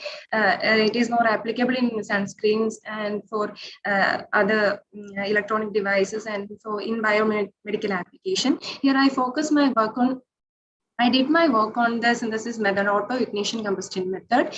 Okay, moving on to the experimental procedure, I have used the metal nitrate as a precursor and a fuel was added, that is nitric acid, and citric acid was used as a complexing agent in order for holding the liberated ions during the preparation, and the pH of the solution was balanced using ammonia.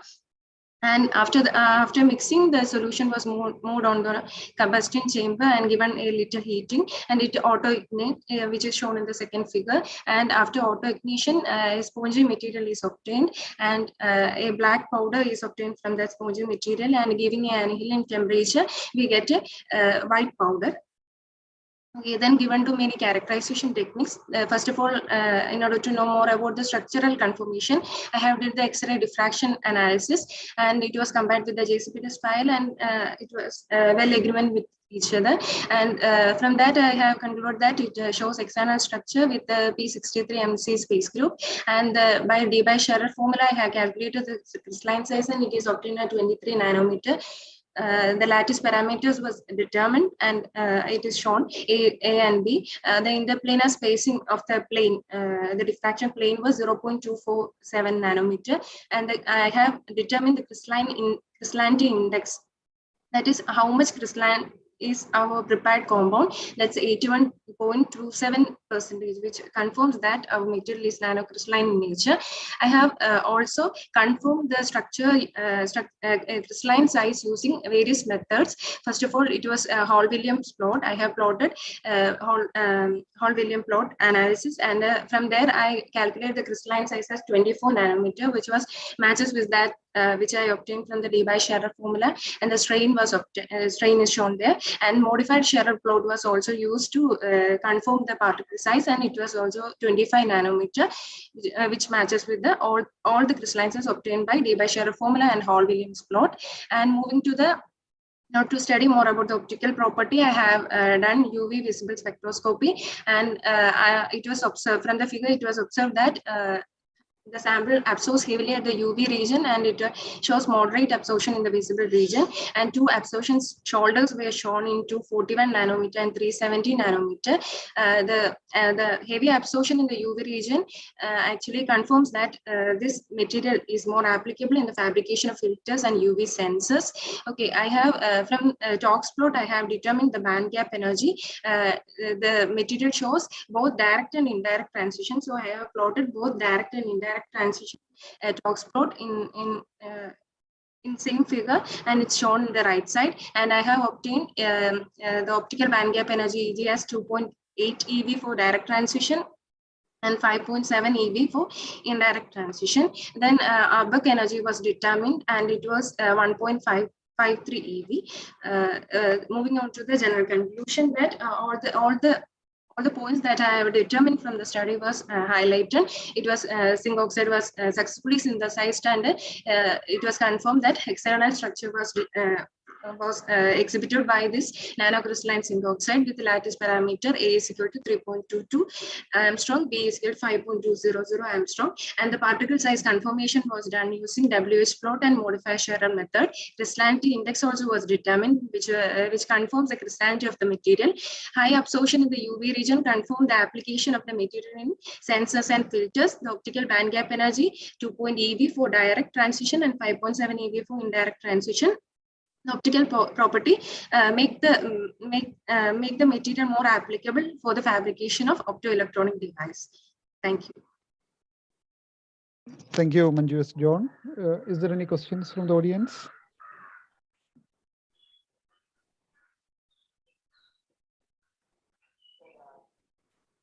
Okay, so there are several studies on the zinc oxide nanomaterials. So assume a situation in which I want to tailor the band gap. So can you suggest me something which I can perform to do that? Actually, the band gap is inversely proportional to the crystalline size. Okay, so when we reduce the crystalline size, we can enhance the band gap energy. So if it is still in the nano size, like I don't want to adjust the size. I want to have it in the nano size or whatever the size which you obtained, but I want to tailor it. Can you do that? By increasing the amount of fuel, we can adjust, and I think it's which fuel? Sorry, sir. Which fuel? You were saying something fuel. I have used here nitric acid. By increasing the amount of the fuel, by adjusting the amount of the fuel, we can adjust the size of the material and enhance. No. I made it my point clear. I don't want to change the size. I don't want to do that, but I want to change the band gap. Okay, thank you, Manju. It's okay, fine. You can stop sharing. Yeah. Dr. Sonia SR is around. Dr. Sonia SR. Yes, sir. Yeah, please start sharing your screen and also Okay. switch on your video.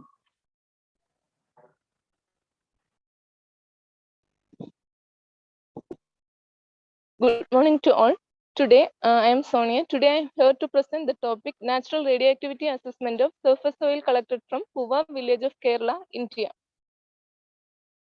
In this study, the activities of natural radionuclides, radium, thorium, and potassium of the outdoor surface soil in the Puva village of living environment were determined using sodium iodide thallium-based gamma spectrometric measurement method, and radiation hazards in the study area are evaluated. Introduction. Man is actually continuously exposed to ionizing radiation from naturally occurring radioactive materials. Natural radioactivity is widely spread in Earth's environment and it is exists in various geological formations.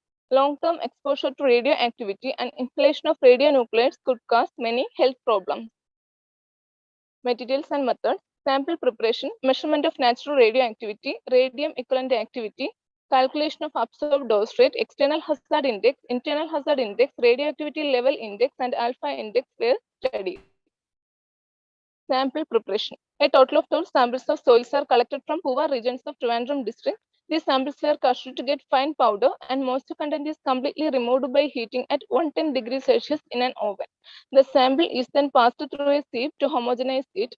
Samples were stored at room temperature for 30 days. The concentration of natural radionuclides, radium, thorium, and potassium in soil samples were determined using a sodium iodide thallium-based gamma spectrometric system. The samples were counted for 10,000 seconds. Measurement of natural radioactivity. The concentration of natural radionuclides were calculated using the equation count per second into 100 into 100 divided by branching intensity into efficiency of the detector. Radium equivalent activity. The quantity is introduced because the radionuclide distributions in the samples are not uniform, and hence this quantity is introduced. And it is calculated using the equation CRA plus 1.43 C thorium plus 0.077 C potassium, where CRA, C thorium, and C potassium are the activity concentration of radium, thorium, and potassium in becquerel per kilogram respectively. Calculation of absorbed dose rate. The absorbed gamma dose rate due to terrestrial gamma rays at 1 meter thorium and potassium, and it is calculated using this equation, that is D is equal to 0.461 CRA plus 0.623 C thorium plus 0.041 C potassium, where C radium, C thorium, and C potassium are the activity concentrations respectively. External hazard index. The value of external hazard index should be less than or equal to unity for the safe use of the sample, which is corresponding to the upper limit of radium equivalent activity 370 becquerel per kilogram. External hazard index can be calculated using the equation HEX is equal to CRA divided by 370 plus C thorium divided by 259 plus C potassium divided by 4810. Internal hazard index. It is calculated using this equation CRA by 185 plus C thorium by 259 plus C potassium divided by 4810, which is less than or equal to unity for the safe zone. Radioactivity level index, and it is calculated using this equation CRA by 150 plus C thorium by 100 plus C potassium by 1500, and this quantity is associated with the gamma radiation hazard. Alpha index. The index is used for the assessment of internal hazard due to the radon inhalation originating from the sample and is defined by the equation I alpha is equal to CRA divided by 200. CRA is the activity concentration of radium, and it is recommended limit is 200 becquerel per kilogram. And I alpha chosen to be less than unity for the safe limit. Result and discussion. The calculated values obtained is shown in this table, and BDL, which means that below detectable limit, and the result run from the table. The activity concentration of radium varies up to 8.38 becquerel per kilogram from the below detectable level. Thorium varies from 6.32 becquerel per kilogram to a maximum of 17.21 becquerel per kilogram, and potassium varies from 16.74 becquerel per kilogram to a maximum level of 54.36 0.05 becquerel per kilogram. It confirms that the values are lower than the world figures 30, 35, and 400 becquerel per kilogram respectively. From the table, it is clear that radium equivalent activity values of the samples ranges from 0.83 becquerel per kilogram to 10.49 becquerel per kilogram is less than the maximum admissible value of 370 becquerel per kilogram. And this bar diagram shows the corresponding values for radium, thorium, and potassium activity concentrations. In this table, observed dose rate, external hazard index, internal hazard index, representative level index, and alpha index values are shown. From the table, it is observed that the observed dose rate calculated from the activity concentration of radium, thorium, and potassium ranges from 5.94 to 8.13 nanogray per hour. The D values are below the permissible level, which is 55 nanogray per hour. The value of hazard indices and radioactive level indices are less than the unity and indicates that selected samples are within the safe limit. General conclusions drawn from the table. The natural radioactivity concentration of radium, thorium, and potassium is measured in Puva region of Trivandrum district using gamma spectrometry and are less than the worldwide average values of 35, 30, and 400 becquerel per kilogram. For all soil samples analyzed, radium equivalent activity value is well within the permissible limit. The values of external and internal hazard indices for the all samples investigated are below unity. All the samples investigated are within the recommended safe limit and hence do not pose any radiation hazard.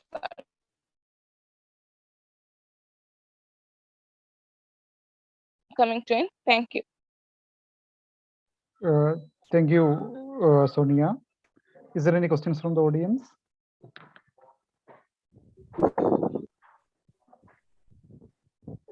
Okay, can you tell me why do you decide the Puvar village will be a nice place to collect the samples? Generally, we are used to study the coastal regions, which is near to the coastal zone. But for the understanding about the nearby villages, what about its contributions near to the coastal regions? Okay, and also in the calculations, there were some several numbers in the denominators. So can you quickly say from where it evolves or what is the background? It is recommended by United UNSCARE, that means United Nations Scientific Committee on the Effects of Atomic Radiations. These values are introduced by this committee by studying the general conclusions from various countries. No, what I'm asking is like how that denominator numbers. There are several numbers in HIN or HX or I gamma. There are some numbers in the denominators. Why those numbers, or what is the background of that? The limited value pi alpha is equal to the quantity divided by 200 means that 200 is the limit which is permissible. Okay. The maximum limit. Okay, perfect. Thank you. Thank you, Sonia. And let's move on to the next speaker, Vibin Syriac. Yes, sir. Am I audible? Yeah, please share your screen.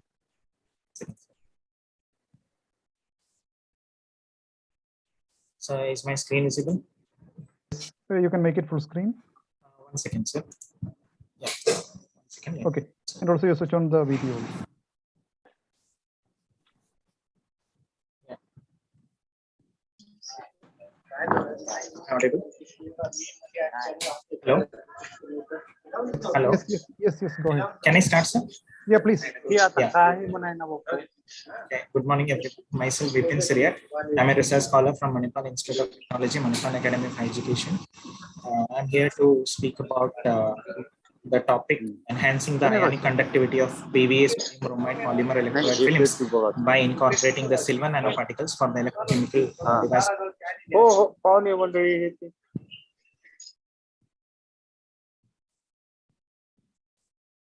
So coming to the introduction part, I have enclosed few paper cuttings, recent one, which speaks about the development of electric vehicles as well as the smartphone market in India. So it is very clear that the growth of electric vehicles as well as smartphone shipments are going to boom. So all these things have one thing in common: they are batteries. A typical commercial lithium-ion battery has these parts: an anode, a cathode, and an electrolyte, and separator and current collectors. So, but I am focusing on the sodium ion conducting electrolyte system, the electrolyte part of this battery. So why sodium is coming into picture? Why not lithium? So lithium, even though it has a low relative atomic mass, a low ionic radii, and high theoretical capacity, the cost for lithium carbonates are pretty high, and the distribution is uneven, and the crystal abundance is very low. So due to all these things, and since sodium has very comparable characteristics to that of lithium, I have chosen sodium ion conducting electrolyte, especially polymer electrolyte. So I am here to study the enhancing the existing polymer electrolyte sample PVA dissolved with sodium bromide. The reported conductivity of this sample was 10 raised to minus 6. It is of the order of 10 raised to minus 6 Simon per centimeter at room temperature. So what we have done is we have added silver nanoparticles into the PVA sodium bromide matrix, which was taken in the ratio 80:28%. The preparation steps are shown here. Here we add, these are the preparation steps to prepare the sodium, silver nanoparticles. We add trisodium citrate, 1 millimolar of 1 ml of 30 millimolar trisodium citrate, then silver nitrate in 2, 4, 6, and 8 millimolar concentration. Then as a reducing agent, we add sodium NaBH4, and we finally get a yellow colored solution. This indicates the formation of silver. Later, 25 ml of this solution is taken into 50 ml of PVA NaBr solution, and it is made to undergo stirring followed by ultrasonication. And later it is casted onto a petri dish to form a homogeneous, after forming a homogeneous solution. Later, this homogeneous solution is evaporated at room temperature. And after peeling this sample, we kept this sample in the oven to remove all the traces of moisture. And these are the sample designation where PNAG 0 represents there is no silver nitrate. This one. Then here 2 represents 2 millimolar of AgNO3, 4 represents 4 millimolar, and so on. Coming to the characterization part, in order to study the complexation of silver nanoparticles with the PVA sodium bromide polymer electrode, we have carried out spectroscopy, and these are the stacked diagrams of PNAG samples. And accordingly, we have identified 5 important bands of PVA. And it is seen that if we look into table 3, it is seen that the wave number corresponding to OH is increasing, as well as the OH bending is disappearing. That band is disappearing. So if the wave number changes as well as the intensities of the wave band changes, that indicates that the particular dopant is complexing with that particular group. So therefore, silver nanoparticles is found to bond with OH group of PVA. So based on this FTR spectroscopy, we have predicted the probable interaction scheme where Ag nanoparticles is basically forming a coordinate bond with the OH group. Thus, silver nanoparticles have basically formed, has complexed with PVA sodium bromide. In order to understand the variation of the crystallinity, we have run XRD. The crystallinity can be, the variation in the crystallinity can be can be identified using Hodge-Zetal criteria, where we see that PVA sodium bromide has a peak around 19 degrees, which indicates the 101 plane of PVA. And with the increase in silver nanoparticles, the breadth of this peak is increasing and intensity is decreasing. So accordingly, using Hodge-Zetal criteria, we can conclude that PNAG6 sample has the least crystallinity. In order to quantify the same, we have calculated the percentage of crystallinity using this formula by deconvoluting the XRD spectra and assigning the deconvoluted this bands as crystalline peaks as well as amorphous peaks. We have calculated the degree of crystallinity. So degree of crystallinity, as expected, is low for PNAG6. It is of about 6.43%. So since the ionic conductivity occurs at ease with the sample which has low degree of crystallinity, we expect PNAG6 sample to be most highly ion conducting. So in order to understand the ionic conductivity of the prepared samples, what we have done is we have conducted impedance spectroscopy at room temperature, and we have plotted Nyquist plots. This Nyquist plots consist of a real part of impedance along x-axis and negative imaginary part along y-axis. And this plot typically has a semicircle at the high frequency and a spike at the low frequency. And the dip in this plot, that is somewhere here, that these dips are used to calculate the bulk resistance of the sample And using this relation sigma equal to T divided by RB into A, where T is the thickness of the sample, A is the contact area of the electrode, we were able to calculate the ionic conductivity, and the room temperature ionic conductivity is highest for PNAG6 sample. So as expected, this is in correlation with the XRD studies where the degree of crystallinity was minimum for PNAG6 samples. Now, in order to calculate the transport parameters and to determine which parameter among number density, mobility, and diffusion coefficient is basically influenced. Vipin, please conclude. Yes, sir. So this is this one. So we have fitted using this equation. We have fitted this Colport plot, and the graph is shown here. We find that the conductivity follows the exact trend as now carrier concentration. So the increase in the conductivity or the variation in the conductivity is basically due to the carrier concentration. Coming to the last part, in order to determine the electrochemical stability, we have done the linear wave voltammeter of the prepared samples by sandwiching them between stainless steel electrodes and the voltage from 0 to 5 volts. And this linear region is extrapolated, and that gives the electrochemical stability. And it is indeed found that PNAG6 sample has pretty good high electrochemical stability window. And also to find the major charge carriers in the system, we have monitored the IT characteristics of the sample with the same sandwiching the polymer electrolyte between the stainless steel, and the transference number has been calculated using this, and we have found that 99% of the carriers are ions and 1% are electrons. Coming to the conclusion, XRD analysis revealed the decrease in crystallinity, and FTR spectra confirmed the composition of silver nanoparticles with PVA sodium bromide via the OH bond. And impedance spectroscopy measurement showed that the sample with 6 millimolar and 8 millimolar silver nanoparticles showed the highest conductivity of the order of 10⁻⁴. Therefore, we were able to achieve 1 order increase in the ionic conductivity, and that is mainly due to decrease in crystallinity and higher carrier concentration. Therefore, PNAG6 sample can be chosen as a suitable candidate for energy storage device application after performing the necessary device configuration assessment. I'd like to thank my research supervisor and also my collaborators. These are the references. Thank you. Yeah, thank you, Vipin. Is there any question from the audience? Yeah, sir, I have a question. Yeah, please. So, which method is used to predict the final the final system of the compound? Which method is used? I did not understand your question. You presented an interactive system, the structure of the interactive system. Okay, interaction scheme. Okay, we can basically find the interaction using 2 methods. You can basically do it by FTR spectroscopy or by Raman spectroscopy. So this interaction is basically guessed by by looking at the changes in the wave number. No, I am not asking that. I just asked that how can you predict the structure of that system? How can you predict? Or which method is used to predict the structure of that system? Here the system is PVA sodium bromide doped with silver nanoparticles. So basically using the this spectroscopy, we have guessed this structure.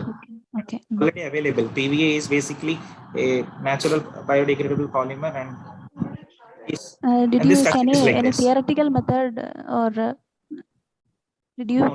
No, we haven't used any theoretical. This is a very experimental method to predict the compensation, but this is a probable interaction scheme.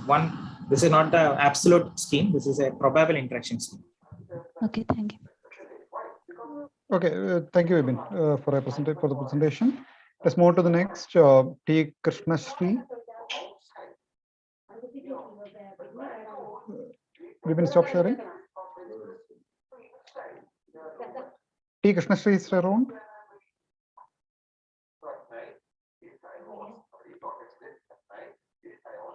T. Krishnashree. Okay, let's move on to the next. Ms. Reshma Kurupu. Yes, sir. Yeah, please share your screen. Okay.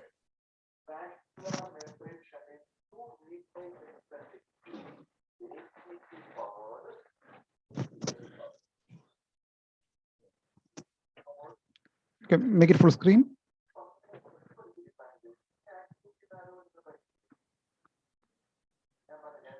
Okay, go ahead. Good morning. Good morning. I am Deshma Eskurup. I am an MPhil student in SP College, Changanasheri. I did the project under the guidance of Dr. Premasi Thomas at CMS College, Kottayam. My topic is that non-enzymatic electrochemical dopamine biosensor based on Fe modified ZNO nanocomposite. The objectives are fabrication of electrochemical dopamine sensor, synthesizing of Fe at ZNO, determination of dopamine sensing by cyclic voltammetric method, and material characterization. First, let's see the dopamine. Dopamine is a neurotransmitter in the brain that is involved in stimulating our body's activities. It balances our mental capacity and plays a momentous role in the integration of memory into the diverse structure. Medical disorders such as Alzheimer's, schizophrenia, and Parkinson's are due to the deficiency of dopamine. So the dopamine sensor is one of the most significant aspects of neurobiomedical application. First, we synthesizing zinc oxide, Fe-doped zinc oxide in co-precipitation method. In this method, we can be synthesizing in Fe-doped ZNO.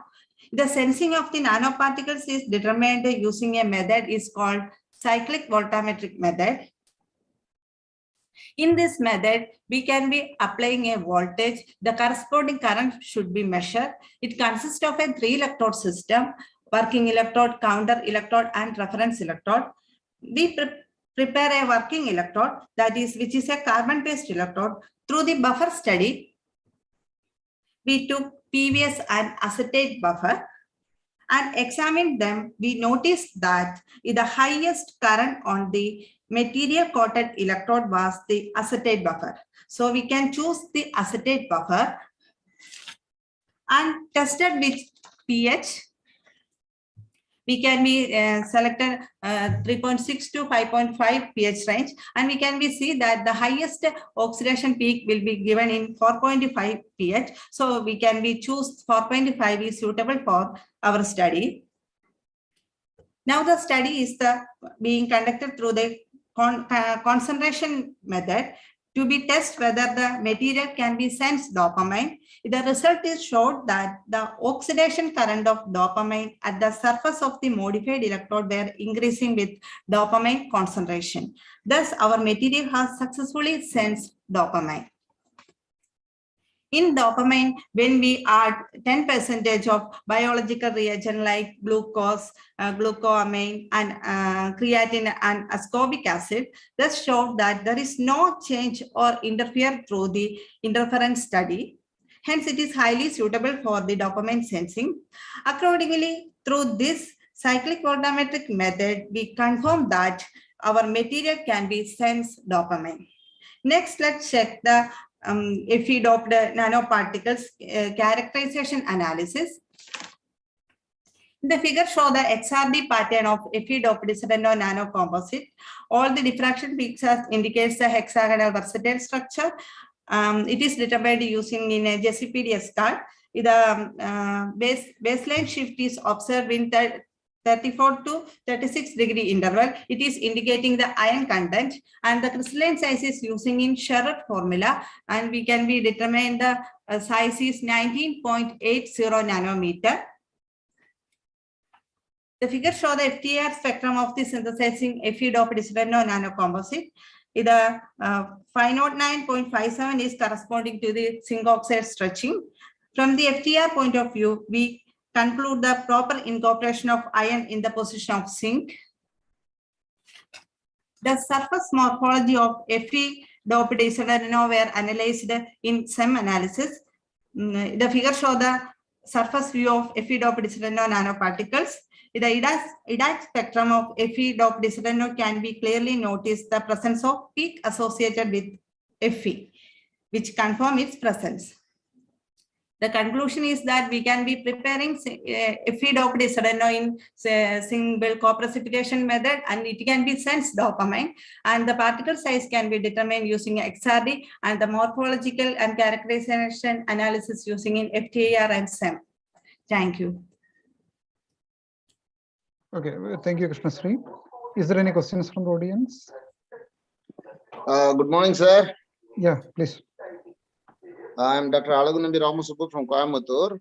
I have one question. Whether the iron doped iron is a metallic nanoparticle or some other oxide nanoparticle?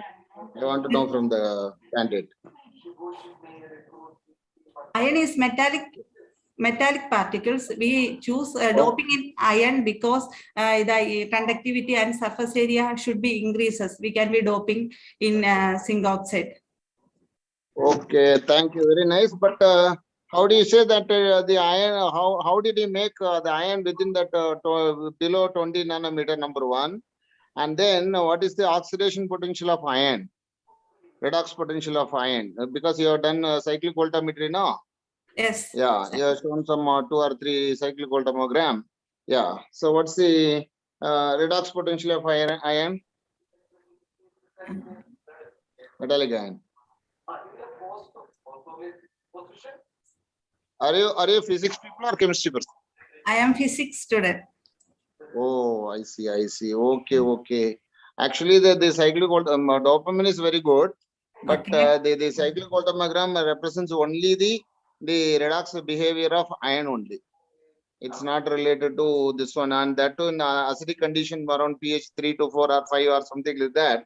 The iron is highly unstable. It will be switching to Fe2 plus to 3 plus, and you are able to get only the redox response only towards the Fe2 plus to 3 plus only. And however, it should come only as a wonderful reversible peak. But in your case, it is quasi reversible or irreversible. That I don't know. But it is not related to dopamine. I think so. Yeah. Anyway, you may check it. Right. I'm sorry. Thank you, sir. Okay. Yeah. Okay. Thank you. Yeah. Thank you, sir, and for the question, and also thank you, Krishna Sri, for the presentation. Let's move on to the next. Sorry, it's Reshma Guru. Sorry. Preeti PC. Yes, sir. I'm here. Yeah. Please share a screen.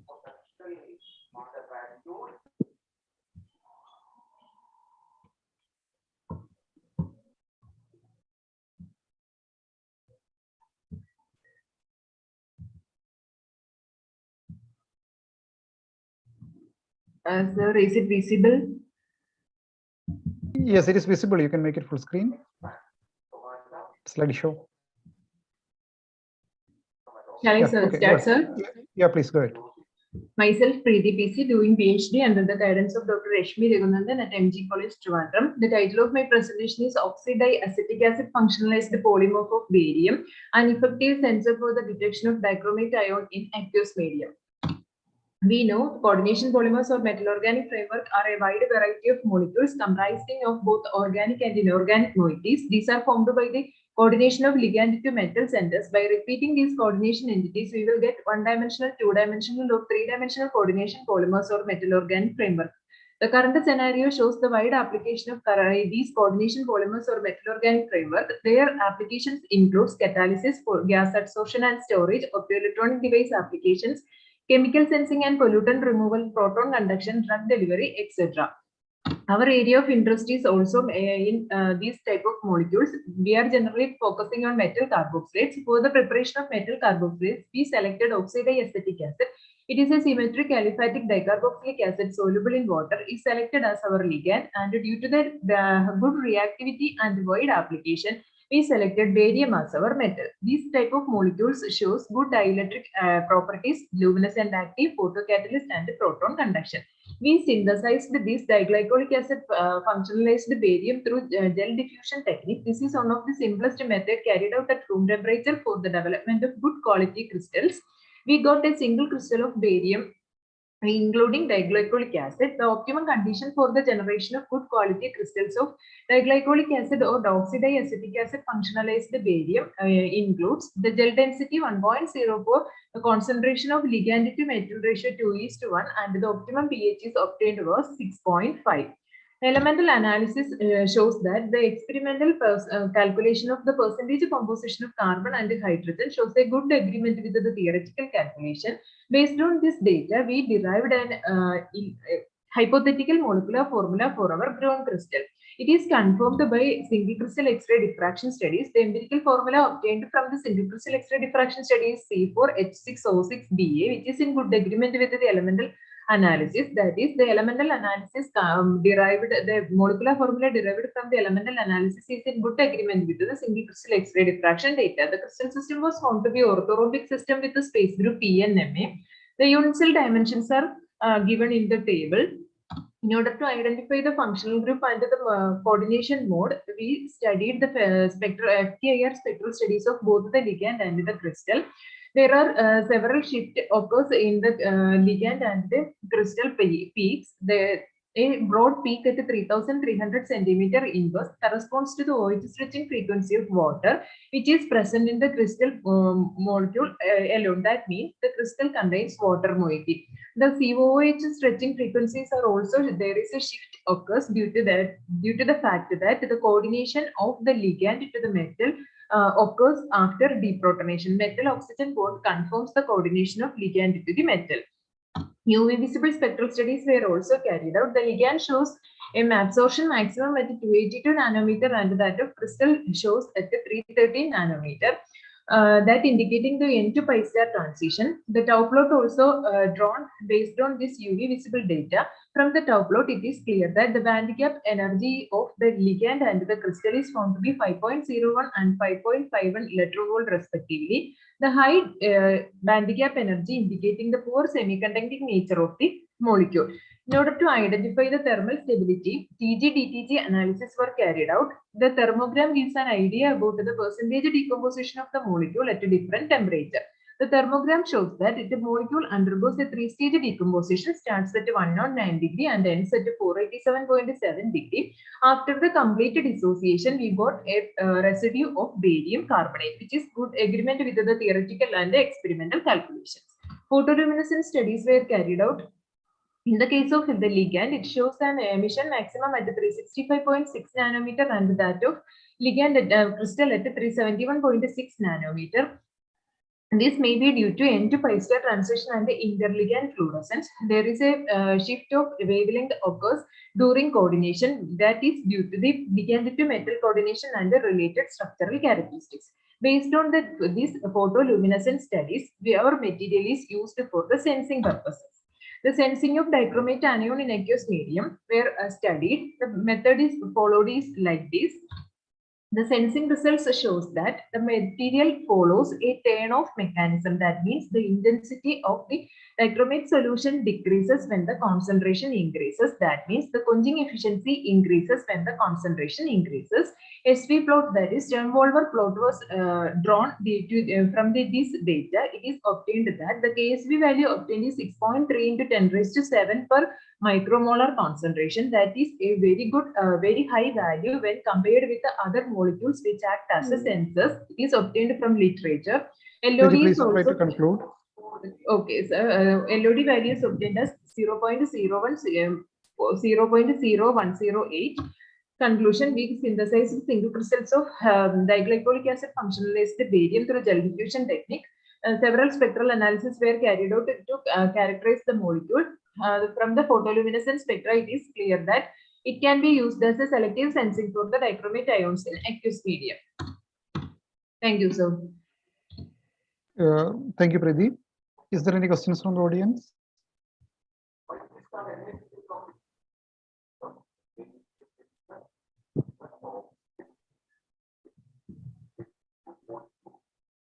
Yeah, you mentioned that the expected structure has been verified with the XRD, I think.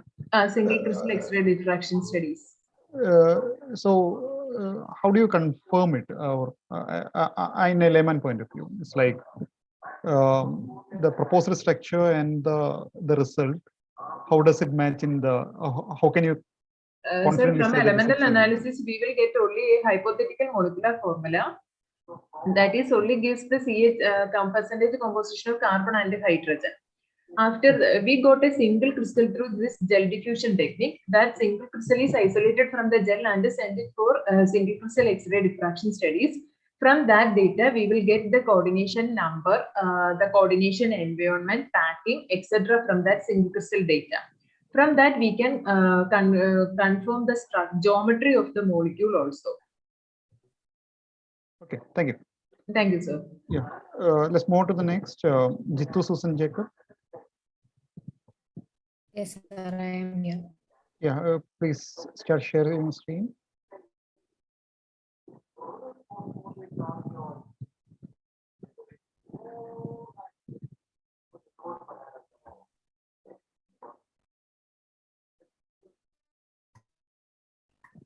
Sir, can I start? Yeah, can you make it full screen? Yeah, okay, go ahead.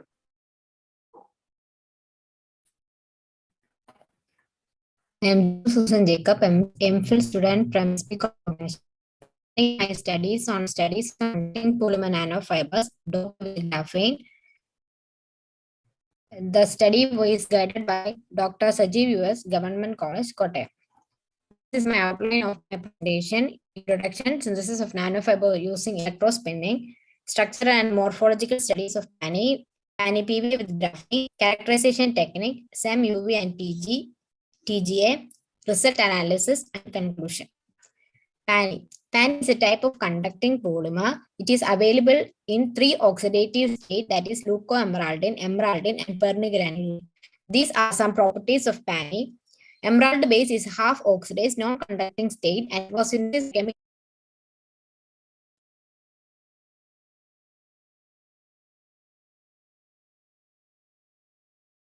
Jitu, what happened? Hello? Hello, Jitu? Yes, sir. Your screen is not visible now. Can you share it again? Okay, sir.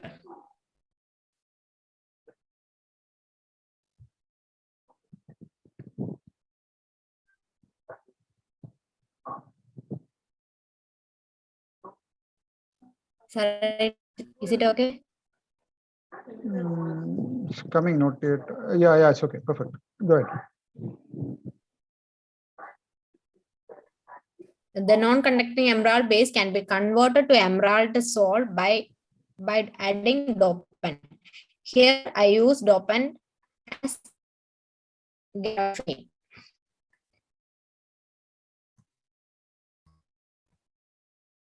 PANI. The ability of PANI to make nanofiber is found difficult because it is infusible in common solvent. To overcome this setback, I use PVA PANI preparation. Sample preparation: 1 gram of PANI, 10 ml was stir. And then Jitu, your voice is breaking a lot. It's a low internet connection, sir. Yeah, you can switch off the video if it is on, or maybe shift a little bit some other side to get a good connection. Sir, 1 minute.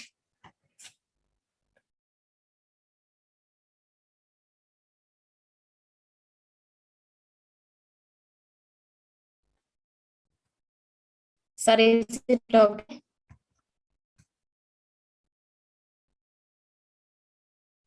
Hello? Yes, go ahead. PANI with the PVA. 2 grams of PVA was mixed with 20 ml of distilled water in a beaker. Then the solution was placed in a magnetic stirrer and stirred for 8 hours. 10 ml PVA is added to 10 ml of previously stirred PANI. This was done in 1:1 ratio. PVA graphene. Graphene is a carbonic material. In addition, graphene has high surface to volume ratio and mechanical stiffness. PANI PVA preparation. PANI PVA doped with graphene. 0.02 gram PANI graphene is added to 10 ml PANI and stir it for 2 hours. Previously made 10 ml PVA is generally added to this PANI with graphene mixture. This mixture form change from liquid to viscous form. Preparation of nanofibers using electrospinning. Electrospinning, commonly known as electrostatic spinning, it is mainly used to make 1 ml nanofibers. These are the parameters I will use. Solution however, the Distance between the electrode 10 centimeter, collector speed rate 700 rpm. Electrode spinning of my sample were done for 3 hours. After the process, the solution was collected in a glass slide and for aluminum foil for further by electrospin fiber, PANI PVA and a PANI PVA with graphene. Characteristics make image of PANI PVA and a PANI PVA with graphene. From this, we can get fiber like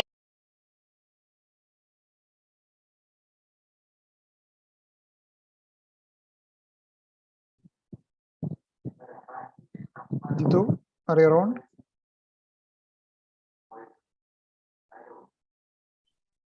Hello? Hello? Jitu, again, your presentation got stopped. But from where?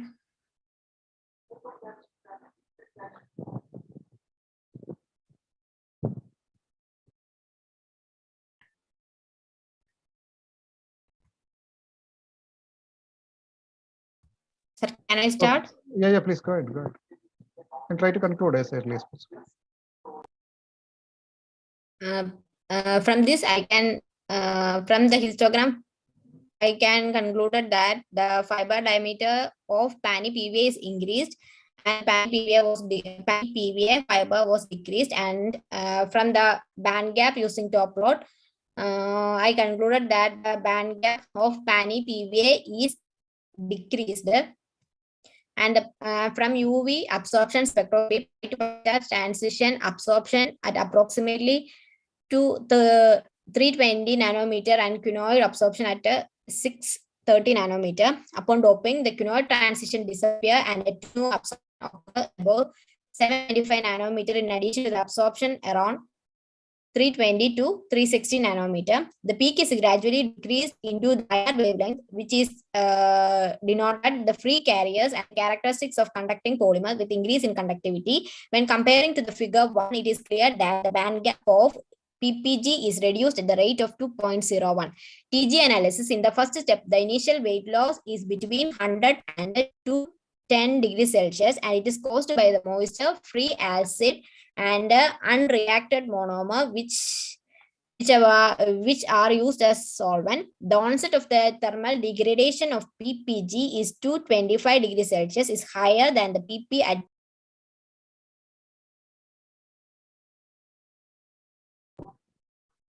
Again stopped. Jitu.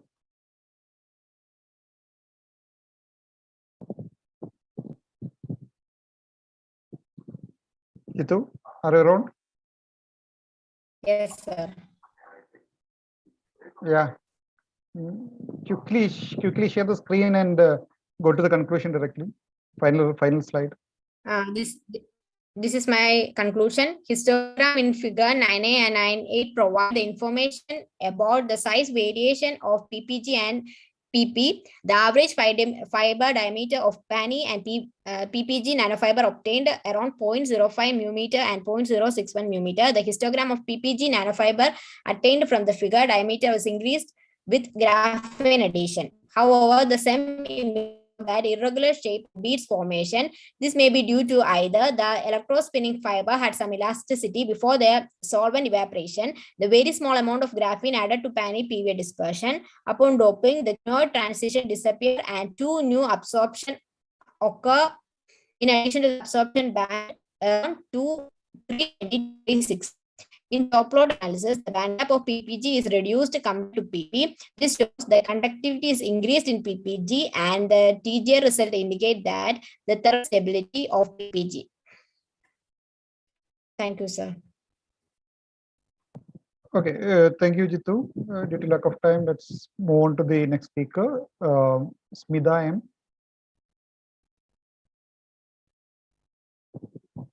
Smida M is around.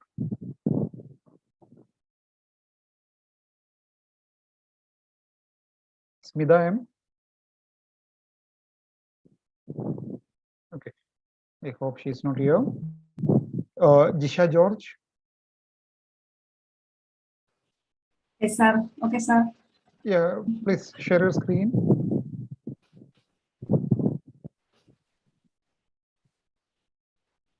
Is the screen visible, sir? Yes, you can switch on your video also and also make it full screen.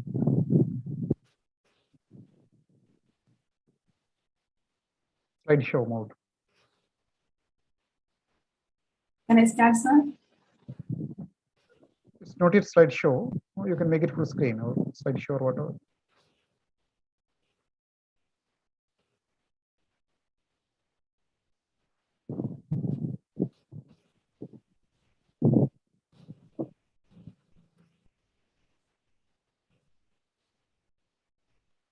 Okay. Okay, perfect. Go ahead. Good morning. I am Disha George, research scholar from Department of Chemistry, University College, Trivandrum. Working under the guidance of Dr. K. Rajesh, the topic of my presentation is cadmium sulfate nanoparticles from cadmium to complex of cyclododecylene amino thiourea. These are the contents. Then introduction. Amino thiourea derivatives or thiazide carboxyls are important class of NS donor ligands because of their interesting chemical, biological, and medicinal properties. They are formed by the condensation reactions between aldehyde or ketone with thiazide carboxyl. They form complexes with transition and non-transition metals with different densities. Their complexes can be used as single source propulsors, single source molecular propulsors in nanosynthesis. Then materials and methods. The procedure in this paper involves 3-step synthesis of cadmium sulfate nanoparticles. In the first step, equimolar methanoic solutions of cyclododecanone and thiazide carboxyl are mixed together and refluxed for 3 hours and then cooled slowly. The ligand cyclododecanone thiazide carboxyl gets precipitated. This ligand and cadmium to acetate are taken as methanoic solutions and refluxed for 3 hours. Then the cadmium to metal complex of this ligand gets precipitated. This complex is subjected to thermal decomposition in a high boiling solvent glycerol at its boiling point and then provided into methanol for precipitated nano cadmium sulfate.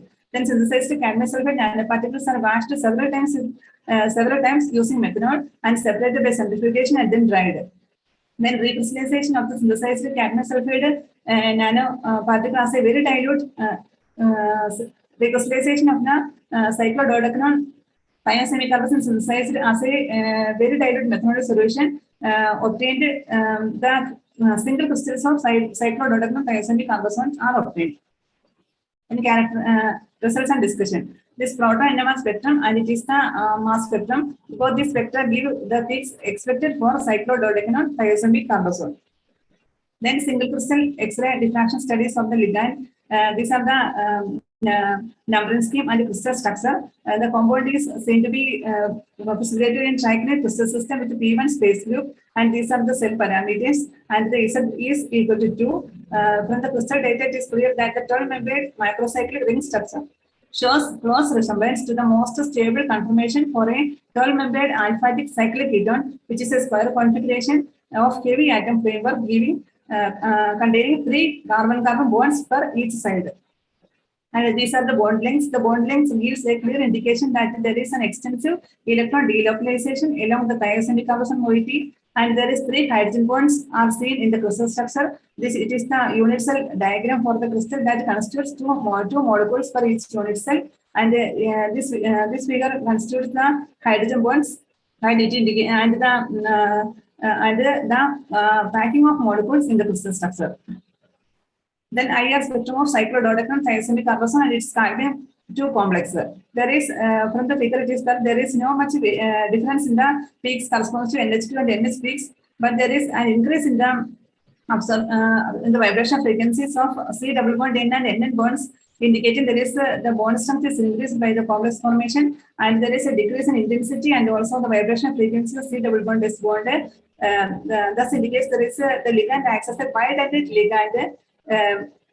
ligand. There is new peaks appears correspond to MS and MN vibrational bonds. Then thermogrammetric analysis of the cadmium 2 complex. It shows the cadmium complex undergoes thermal decomposition in 4 stages. First stage starts from 200 to 240 degrees Celsius, and the second stage is from 250 to 340 degrees Celsius. These first 2 stages are seen to be appeared as in a consecutive manner, and the third stage is from 420 to 490 degrees Celsius, and the fourth stage starts at 530 degrees Celsius, and And there is the leave behind the residue corresponding to 23% of the mass of the molecular species taken. That mass is also equal to the approximate percentage of cadmium sulfide in the complex taken. Then SEM and redox of synthesized cadmium sulfide nanoparticles. From the SEM figure, it is clear that the cadmium sulfide nanoparticles are of different shape and size distribution, and the crystalline nature of the particles are also clearly seen. From redox, the composition of cadmium sulfide, cadmium is to sulfur appears as 49:51%. That is approximately close to the stoichiometric ratio of the compound, and there is no any other impurity elements present in the structure. Then from the TEM, it is clear that the cadmium sulfide particles are highly monodispersed and are well defined and crystalline. The particles are of rod shape, and the size of the particles are in the range from 6.74 nanometer to 10.96 nanometer. The seed pattern shows arcs of greater intensity in diffraction rings, indicating hexagonal crystalline structure, and also there is intense 40 patterns indicating the presence of cadmium sulfide as nanocrystals. HRTM shows the lattice spacing of 0.26 nanometer. It shows that the crystal growth is LM102 plane. From the UV spectrum, the UV absorption spectrum obtained gave a absorbance maximum at 370 nanometer. Thus, there is a blue shift from 550 nanometer. That is the value correspond to the mole cadmium sulfide. This blue shift is an indication of particles in the nanometer region. And also the top plot. The top plot shows the band gap is 2.99, and there is a widening of this band gap from 2.91 that corresponds to the bulk cadmium sulfide. There is a widening from 2.91 to 2.99 that indicates size quantization effect. And from PXRD. From the XRD pattern shows main diffraction peaks index at 100, 002, 101, 110, and 112 planes matched with the hexagonal cadmium sulfide nanoparticles. The obtained JCPD's data card is this. The peaks were broader, and that indicates the presence of nanometer regime. Using divisional equation, the particle size is calculated to be 7.20 nanometer. The lattice parameters were calculated to be A equal to B equal to 4.134 angstrom, and also C equal to 6.722 angstrom. The percentage crystallinity is calculated to be 78.58. The summary: the ligand cyclododecanyl thiazide carbazone and their precursor metal complex are prepared successfully in good yield at normal laboratory conditions. Crystalline cadmium sulfide nanoparticles are successfully synthesized in good quality without the presence of any other impurity elements, and it is clear from SEM-redox data that the cadmium to sulfur ratio for cadmium sulfide is close to the nominal value. From TEM picture, the particle size is from 6.74 nanometer to 10.96 nanometer. The seed pattern indicates the formation of hexagonal cadmium sulfide nanoparticles. The blue shift in absorbance and also the widening of band gap indicates the particles are present in nanometer regime.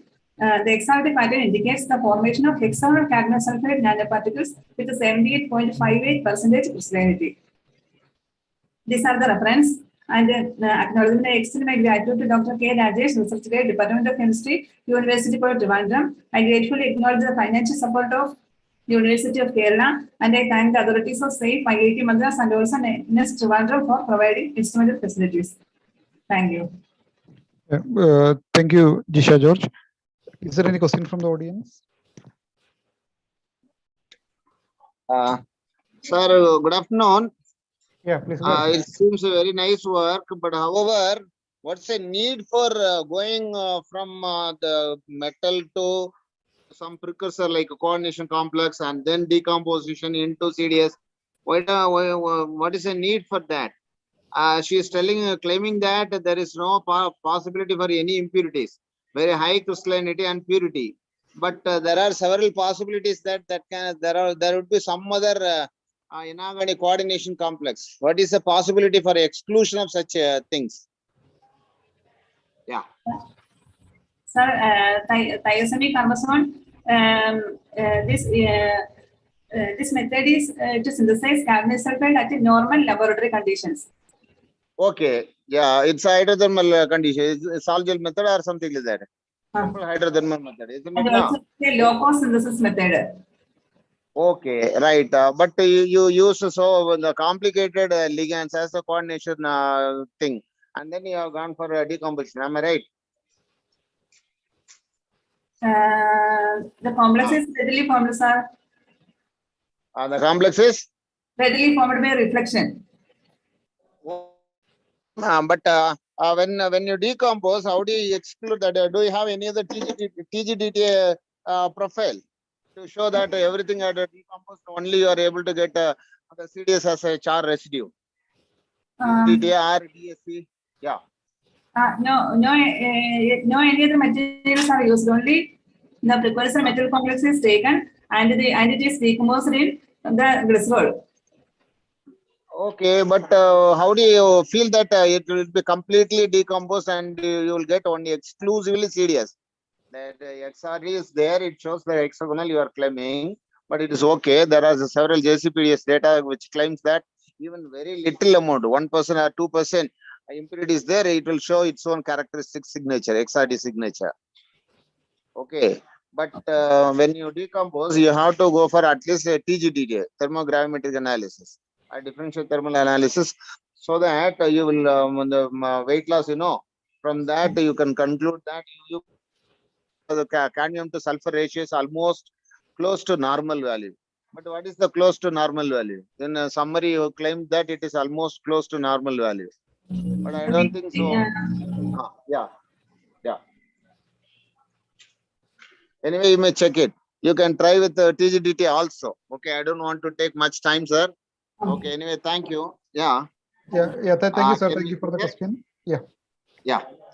Thank you, Jisha. Due to lack of time, let's conclude. Thank you, Jisha. And let's move on to the next speaker.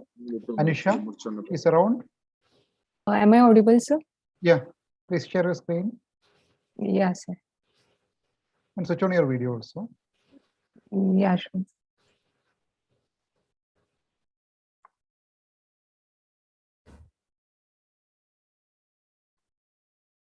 Sir, whether the screen is visible? Yes. Go ahead. Yes. Good afternoon, everyone. Myself, Anusha from MIT Manipal.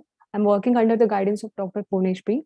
My title of presentation is Structural, Optical, Morphological, and Ammonia Sensing Properties of Zinc-doped tungsten oxide films.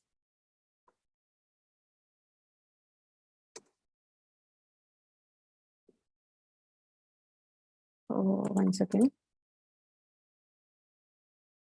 These are the contents I am going to discuss in further slides. This is the abstract which I have submitted to the conference. So moving on to introduction. Due to rapid industrialization and urbanizations, gas sensors are at pressing need in the fields of industrial processes, indoor air quality monitoring, medical field, environmental pollution, etc. The major pollutants include toxic gases such as ammonia, hydrogen sulfide, carbon oxide, nitrogen oxide, and sulfur oxide. These cause some severe diseases such as lung cancer, stroke, heart disease, and sometimes it will cause death as well. So we have chosen ammonia as target gas, which is a colorless reducing gas and is a major pollutant from agricultural practices, automotive and chemical industries. And it is estimated that the global emission of ammonia from all the sources is around 44 teragram per year. And Occupational Safety and Health Administration permitted the exposure limit of ammonia is 35 ppm for 15 minutes of short duration. So moving on to material system, tungsten oxide, which is an N-type semiconducting metal oxide has with a wide band gap, and it exhibits a cubic rhenium oxide structure with the WO6 octahedra units at the corners, and distortion of this octahedra geometry will cause several phase transitions starting from monoclinic to triclinic, and then monoclinic, orthorhombic, and tetragonal, depending on the temperatures, different temperatures. So since decades, the tungsten oxide has become a promising material in gas sensing due to high catalytic behavior in both the oxidation and reduction reactions. So choice of dopant is based on the dopant zinc, which is based on the similar ionic radii, expecting that the substitution will enhance the structural, optical, and electrical properties. So moving on to methodology, we have adopted spray pyrolysis deposition technique to deposit the thin films. Ammonium metatungstate and zinc acetate dihydrate was chosen as precursor, and which is dissolved in the distilled water, magnetically stirred, and the final solution is deposited onto the hot substrate in the spray pyrolysis equipment. The important parameters to be considered are carrier gas pressure, the temperature of the substrate, the distance from the spray nozzle to the substrate, and spray rate, etc. So figure 2 shows the schematic representation of the gas sensor setup used in the present study. Ammonia and synthetic air was passed and controlled via mass flow controllers, which is passed on to the substrate, and the heating of the substrate is controlled via heater, and temperature is controlled by temperature controller. The IV measurements were carried out using Keatley source meter, and the data was recorded using via PC. So moving on to results and discussion, XRD studies. Figure 3 shows the XRD patterns of the films. The patterns were recorded by Rigaku SmartLab X-ray diffractometer, and the observed peaks were assigned to the monoclinic gamma phase of the tungsten oxide according to the ICDD card number 431035. It is observed that preferential orientation of all the films was observed along 200 plane, and the table 1 represents the structural parameter evaluated from the obtained XRD patterns. The parameters such as crystallite size, dislocation intensity, and microstrain were calculated and tabulated in the table 1. So SEM studies. Figure 3 shows the SEM morphology of the pristine WO3 and zinc doped WO3 system. The morphological features were investigated using the Zeiss Ultra 55 scanning electron microscope at 50kx magnification. We have observed that upon zinc incorporation, grain size has decreased, and the estimated grain size for pristine WO3 was 98 nanometer, and upon zinc incorporation, it has reduced to 62 nanometer. So coming to photoluminescence studies, the figure 4 shows the PL spectra of the films. Room temperature PL measurements were recorded using JASCO FP8300 spectrophotometer, which is excited at 256 nanometer using xenon lamp as the excitation source. The major emission centers observed in the near UV emission region was assigned to the defects such as deep level oxygen vacancies, and the emission at 3.47 electron volt was assigned to the band-to-band transitions, and the blue region, which is assigned to the interstitial oxygen and the other impurities present in the tungsten oxide films. The emission centers below 2 electron volt was assigned to the localized defects present in the band gap of the films. Moving on to the gas sensing studies, figure 5 shows the dynamic response curves of the films. The gas sensing measurements were carried out in an enclosed chamber and at an optimized operating temperature of 250 degrees Celsius. Ammonia concentration was varied at 1, 3, and 5 ppm levels. The different sensing parameters such as sensor response time, recovery time was calculated and tabulated in the table 2.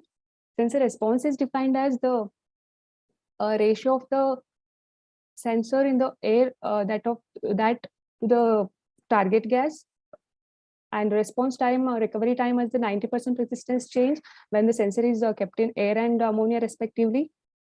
So we have found that upon zinc incorporation, the sensor response has enhanced, and the highest response was observed at 5 ppm ammonia concentration. So moving on to conclusions, XRD revealed the monoclinic structure of the deposited films. SEM morphology showed the uniform films with the smaller grain size for the zinc doped system. PL results showed the existence of various defects in the films. Sensing measurement towards ammonia was carried out at an optimized operating temperature of 250 degrees Celsius, and sensor response of tungsten oxide was enhanced upon ZN doping, and the response was achieved at low concentration of 1 ppm. So these are the references. I would like to thank Mahe Intramural Fund for the financial assistance, and INUP at SENS IIC Bangalore for the characterization facilities. Thank you. Thank you, Anisha. Yes, sir. Is there any questions from the audience?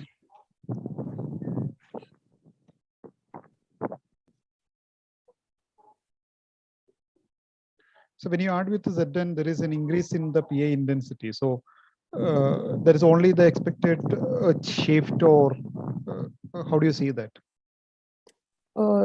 I did not get you, sir. You are asking about PL intensity? Yes. Yes, sir. We have observed the enhancement in the PL intensity. We have from the literature, what I have noticed is like when PL intensity increases, that means the surface density states will increase. So here also for sensing, usually surface states are very important. Here also, if we see the upon Zn doping, it has increased, and also for the Zn incorporation, sensing also enhanced. So that might be the reason. Okay, thank you, Anisha. Yes, sir. Let's move on to the next speaker, Ved Prakash Dubey. Yes. Yeah, you can share your screen and also switch on your video.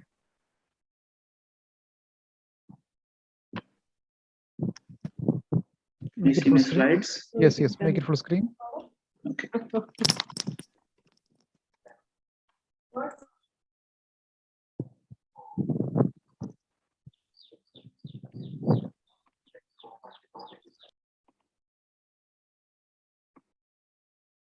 Okay, can I start? Yes, please go ahead. Okay. Good afternoon, everyone. First of all, I would like to thank all the organizing members of this conference for they have done very smooth job, and I would like to also thank them to give me the opportunity to present my work. My name is Ved Prakash Dubey. I'm a PhD scholar. So I'm doing my PhD from ICMPMA in Warsaw, Poland, under the supervision of Professor Kowalewski. Today's my topic is yield surface identification of technically pure titanium alloy and its evaluation reflecting deformation history under complex loading conditions.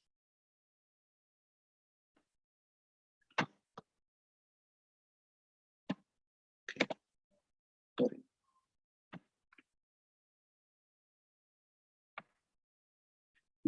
These are the contents that I am going to cover in my presentation. So first, as we all know, generally all the tests that we do on the materials in the laboratory or in the industries, those are generally based on the unique tests like tension and compressions, and those provide very limited data that don't give the real application conditions.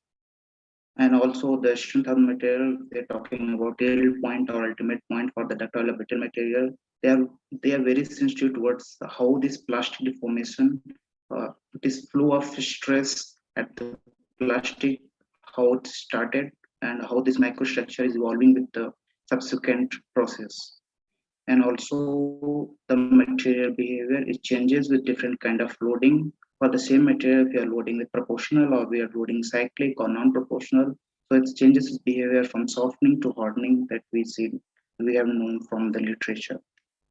The significance of my work is that I'm doing this my characterization under complex loading conditions with the combinations of axial forces and twisting moments. Also in the future, we are planning to introduce internal pressure also. And here we are mainly focusing on the yield point, and we'll consider the yield surface criteria for the defining our the yield point conditions. And this yield point is very important parameter for describing any from transferring from elastic zone to plastic zone for any material and how it goes. And these results are very important when for this metal forming processes because we go in plastic zone for the metal forming, and the material properties and behavior changes significantly after these processes. So it's very important to get these data. So I will just discuss a little bit about literature. This pre-deformation that generally goes in the material is through pre-tension, pre-compression, rolling, or pre-torsion, and it totally changes the microstructure, its yield behavior, and it depends on the how much degree of the pre-deformation is have been done in that material. So this is the one as you can see with the increase of the pre-deformation in tension. This is only the example of a tension. How this yield strength and tensile strength both are increasing, and at that level it becomes saturated and it goes down after that.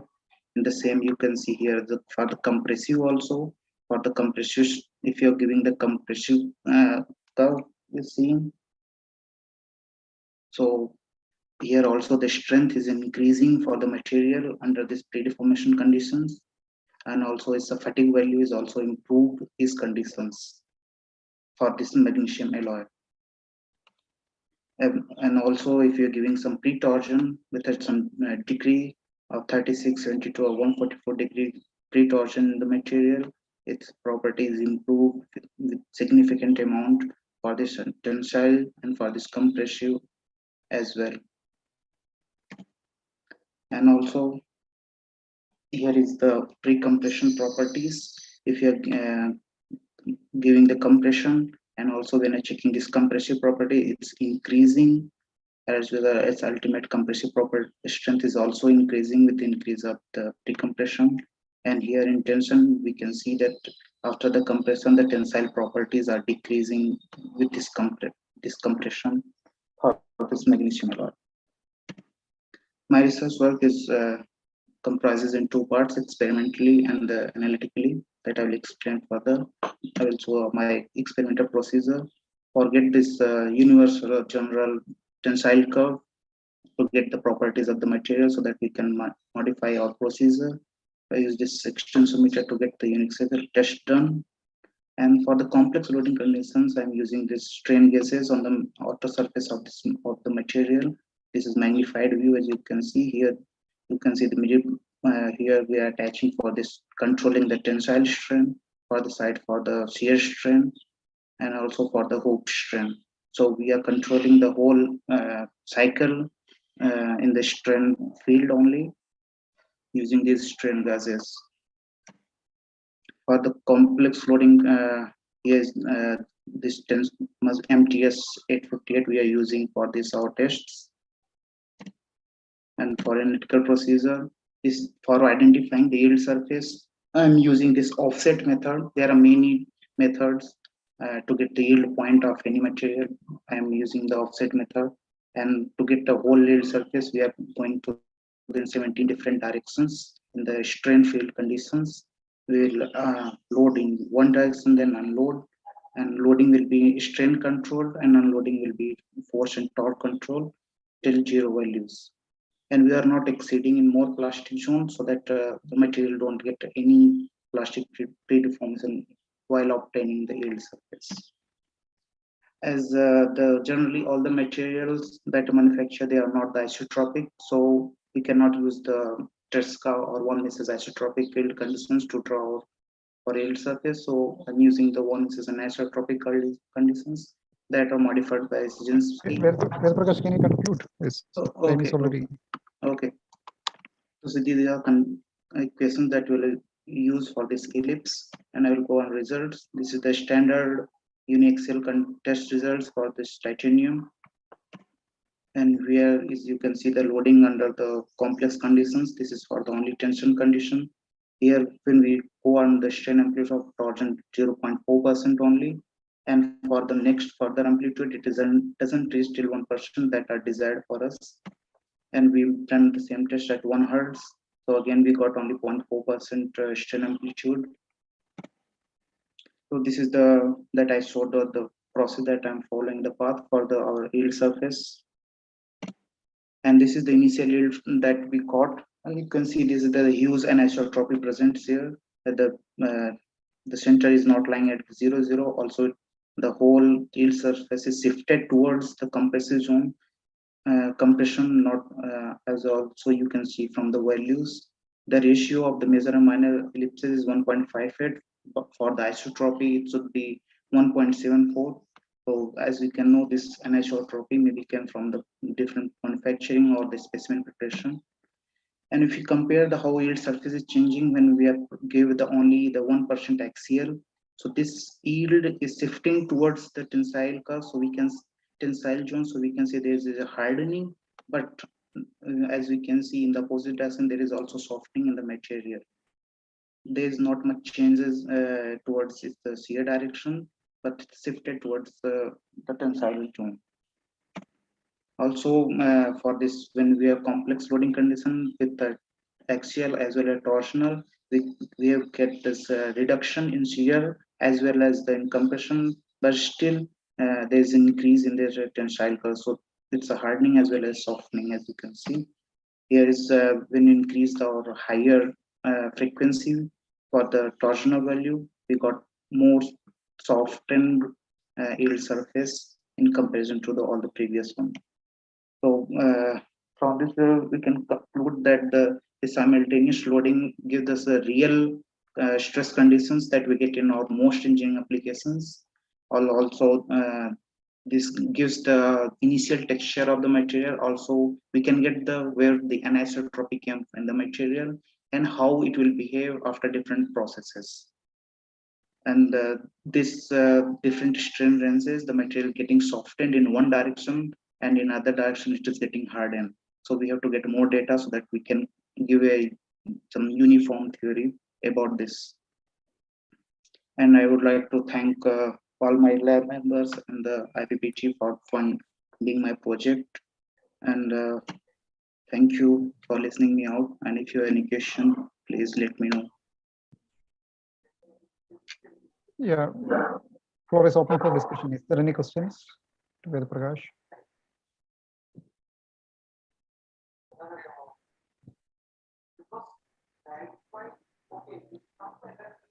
Okay, if no questions, let us thank Ved Prakash for such a presentation. And the chair or Sunil is around. Sunil yes, sir, I am here. Yeah, yes. So please go ahead. Okay. Thank you, sir. Thank you very much, sir.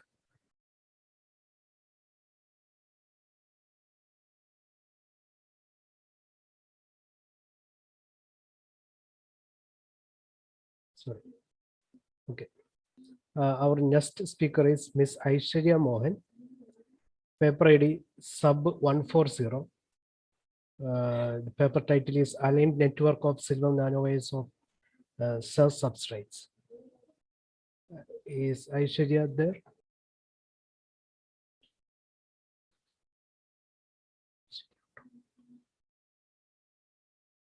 Okay, okay, so let's move on to the next speaker, Mr. Pullarao Tenetti, sub 151. Mr. Pullarao Tenetti, sub 151. His paper title is Study of Structural and Optical Properties of Copper Sulfate Nanoparticles via Hydrothermal Route. Yeah, you can start presenting. Good afternoon to everyone. This is my paper title, Study of Structure and Optical Properties of Copper Sulfate Nanoparticles via Hydrothermal Route. My name is Pullara, working as Assistant Professor in PV Siddhartha Institute of Technology, Vijayawada, Andhra Pradesh. So this is the outline of my presentation: abstract, introduction, experimental techniques. We have only focused on synthesis. After that, we have results and discussion. So this is the abstract of my paper. I send out to the ICMPM. So in this work, copper sulfate nanoparticles synthesized by hydrothermal route and characterized by XRD. So the purpose of XRD is it gives the analytical technique primarily used for based on identification of the crystal material and gives the information on units and dimensions, after then SEM and UV photoluminescence, etc. So introduction, copper sulfate and zinc sulfate, it gives a very good environmental friendly materials. So we reduce the copper sulfate and zinc sulfate, these two materials under the nano powder. It is reduced the dimensional size approximately 30 nanometer size, at least in one dimension. So copper sulfate synthesized in typical accomplished via hydrothermal synthesis, although microwave radiation. So both have been used in means from the covalent copper sulfate, hydrothermal processing of copper nitrate and elemental surfaces. So this is the experimental section. In this typical conventional hydrothermal synthesis, we give the copper nitrate, we prepare the copper sulfate through copper nitrate and thiourea. We are taking in proper percentages. Finally, precipitates are separated from the solutions by centrifugal and washed repeatedly with water and ethanol to remove all soluble salt. The above mixture was also subjected to microwave hydrothermal synthesis, which was performed using the MOS microwave digestion system. So using this is temperature approximately 250 degrees centigrade in furnace. So coming to the result point of view, results of various crystalline copper sulfate, zinc sulfate samples prepared by these conditions, different temperatures for 4 hours, 6 hours, 8 hours, and 16 hours. We also reduced the temperature up to 250 degrees centigrade. And the time limit also there, 4 hours and 8 hours, 16 hours, 24 hours. We have different slots are there. So coming to the results and discussions, it is the XRD diagram. So in the XRD, we have focused this material up to 26 degrees to the 32 degrees centigrade, which gives a good result phase transition. It is a hexagonal structure. Pularava, Yes, sir. are you moving your slides, because we are seeing only one slides, the abstract. Is it visible now, sir? Yeah, because we didn't see other slides. Sorry. So this is the result and discussion. It is the diagram. Shows the crystalline size up to nano level. So we get the good results after 26 degrees to 36 degrees and after 46 to 50. So it is now it is the same diagram.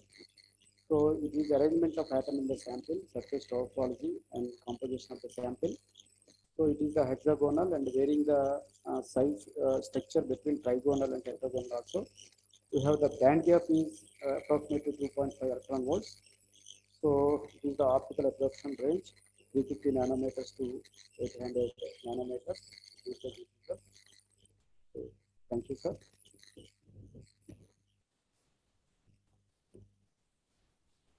Okay, thank you, Mr. Pulrao. Is there any questions from the audience?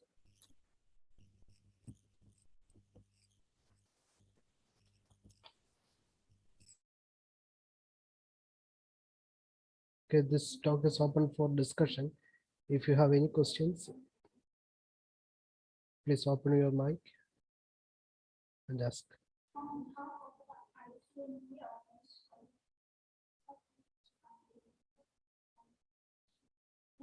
Okay, I guess there are no questions. Thank you very much, Mr. Pulrao Tenetti. I would like to call the absentees once again. If someone is there online, please open your mic and present. Sub 246, paper ID sub 246, Mrs. T. Krishnasri. T. Krishnasri.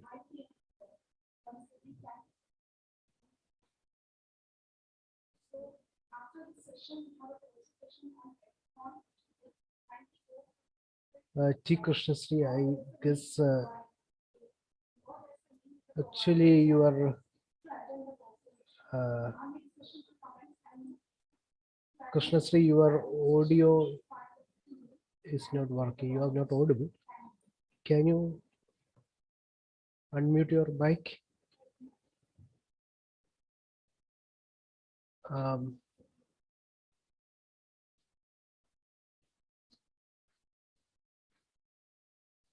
Madam, audio is not visible, madam. Audio is not working. Your audio is not working.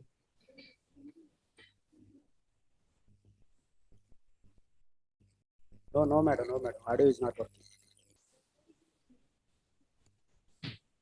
Audio device is connected. It's not being turned on, I think.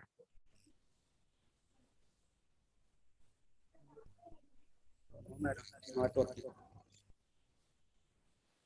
Is there any microphone?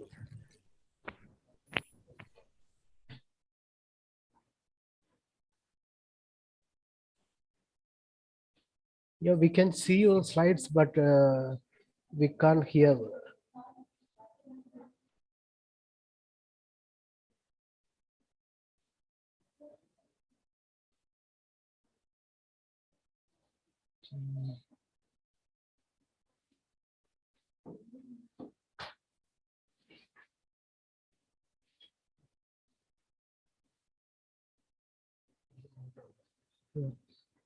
So actually, your mic is muted.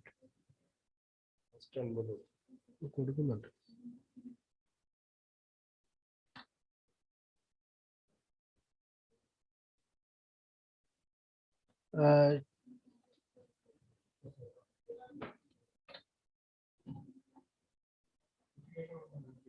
we can't hear you actually.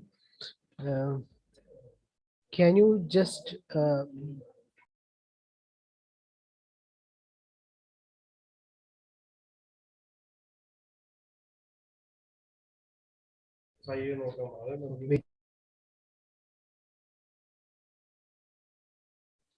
Mrs. Krishnasri, can you just leave the meeting and join again? Can you just leave the meeting and join again to see if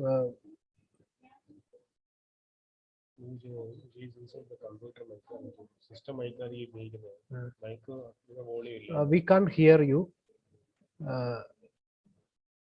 We can't hear you.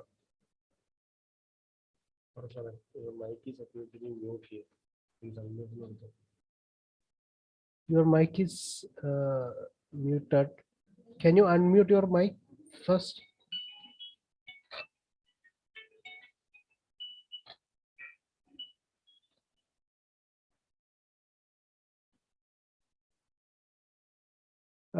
Okay, you can do one thing. Can you please leave the meeting and join once again? Okay, Varga.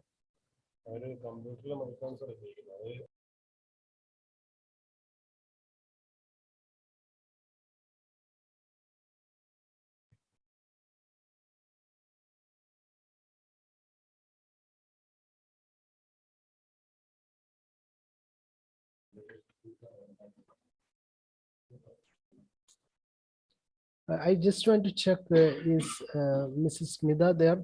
Sub 281, sub 281.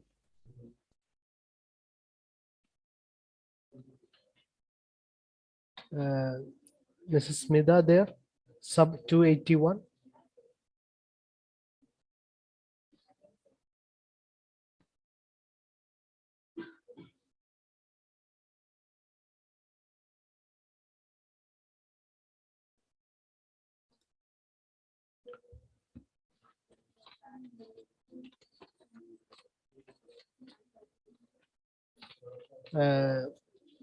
Mrs. Aishwarya is there, sub 140, sub 140, Aishwarya. Okay, so T. Krishnasri, we can't actually hear you. There is a problem with your mic, I guess.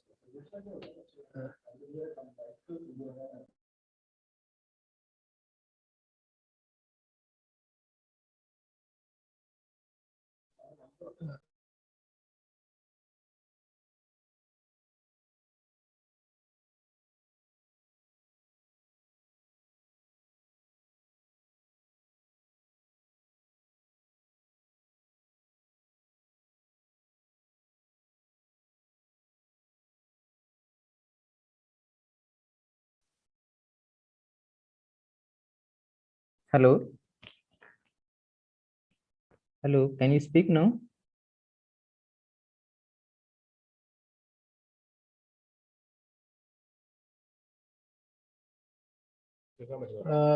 Krishnasri, Mrs. Can you speak now? Oh, no, it's not audible. So we will call you right now to your phone.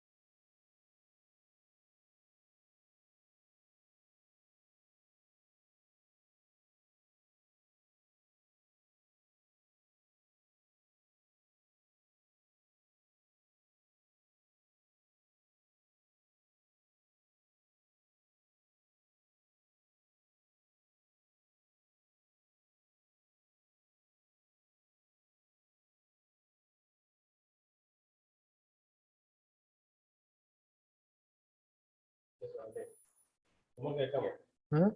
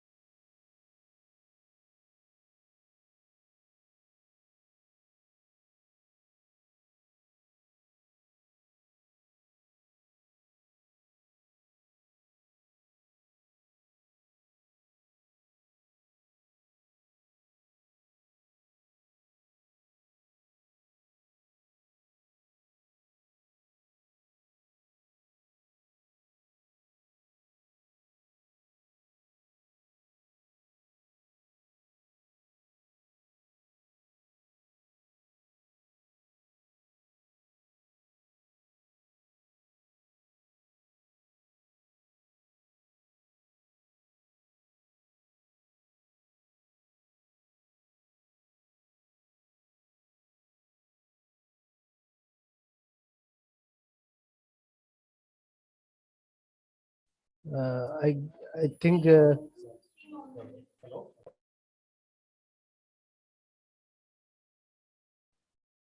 Sunil sir, yes, sir. can you ask the participants to join once again?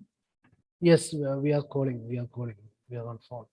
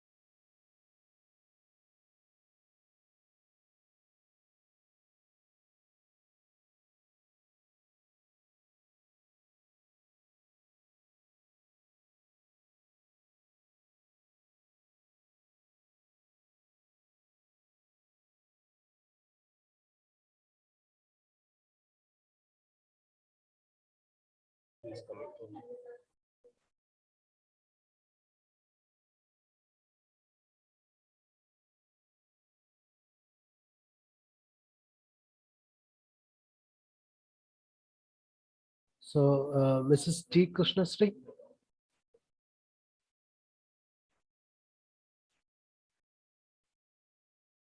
Can you hear me? Still, we can't hear you.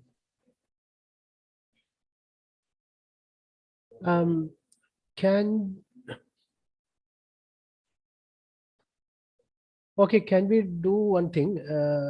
We will give you a slot in the next session between 3 p.m. to 4 p.m. We will give you a slot in the next session between 3 p.m. to 4 p.m. Can you please prepare yourself with your mic working? Okay. So we will call you now through the mobile. We will call you now, and we can give you a slot between 3 p.m. to 4 p.m. Thank you. So once again, I would like to call other absentees: sub 281, Mrs. Smita M, sub 140, Mrs. Aishwarya Mohan. If anyone is there, please open your mic. Okay, I guess there is no other speakers. Let us conclude this session. I thank all the speakers. We have, I just closed my screen. Okay. The oral presentation session has come to an end.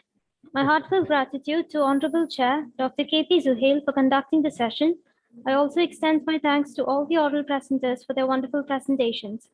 We will now have the poster presentations on the topic electronic materials. In order to attend the poster session, please visit the conference website or follow the link that will be available on the chat box.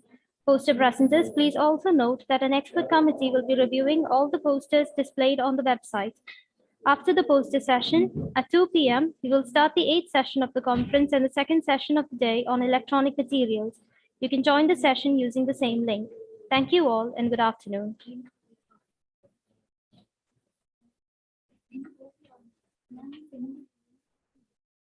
ഇല്ല മറ്റേ Sachin sir send ചെയ്തപ്പം correct ആയിട്ട് copy ആയി കാണത്തില്ല.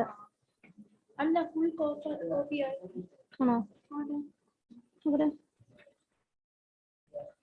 പോയി വന്നു ഉണ്ട്.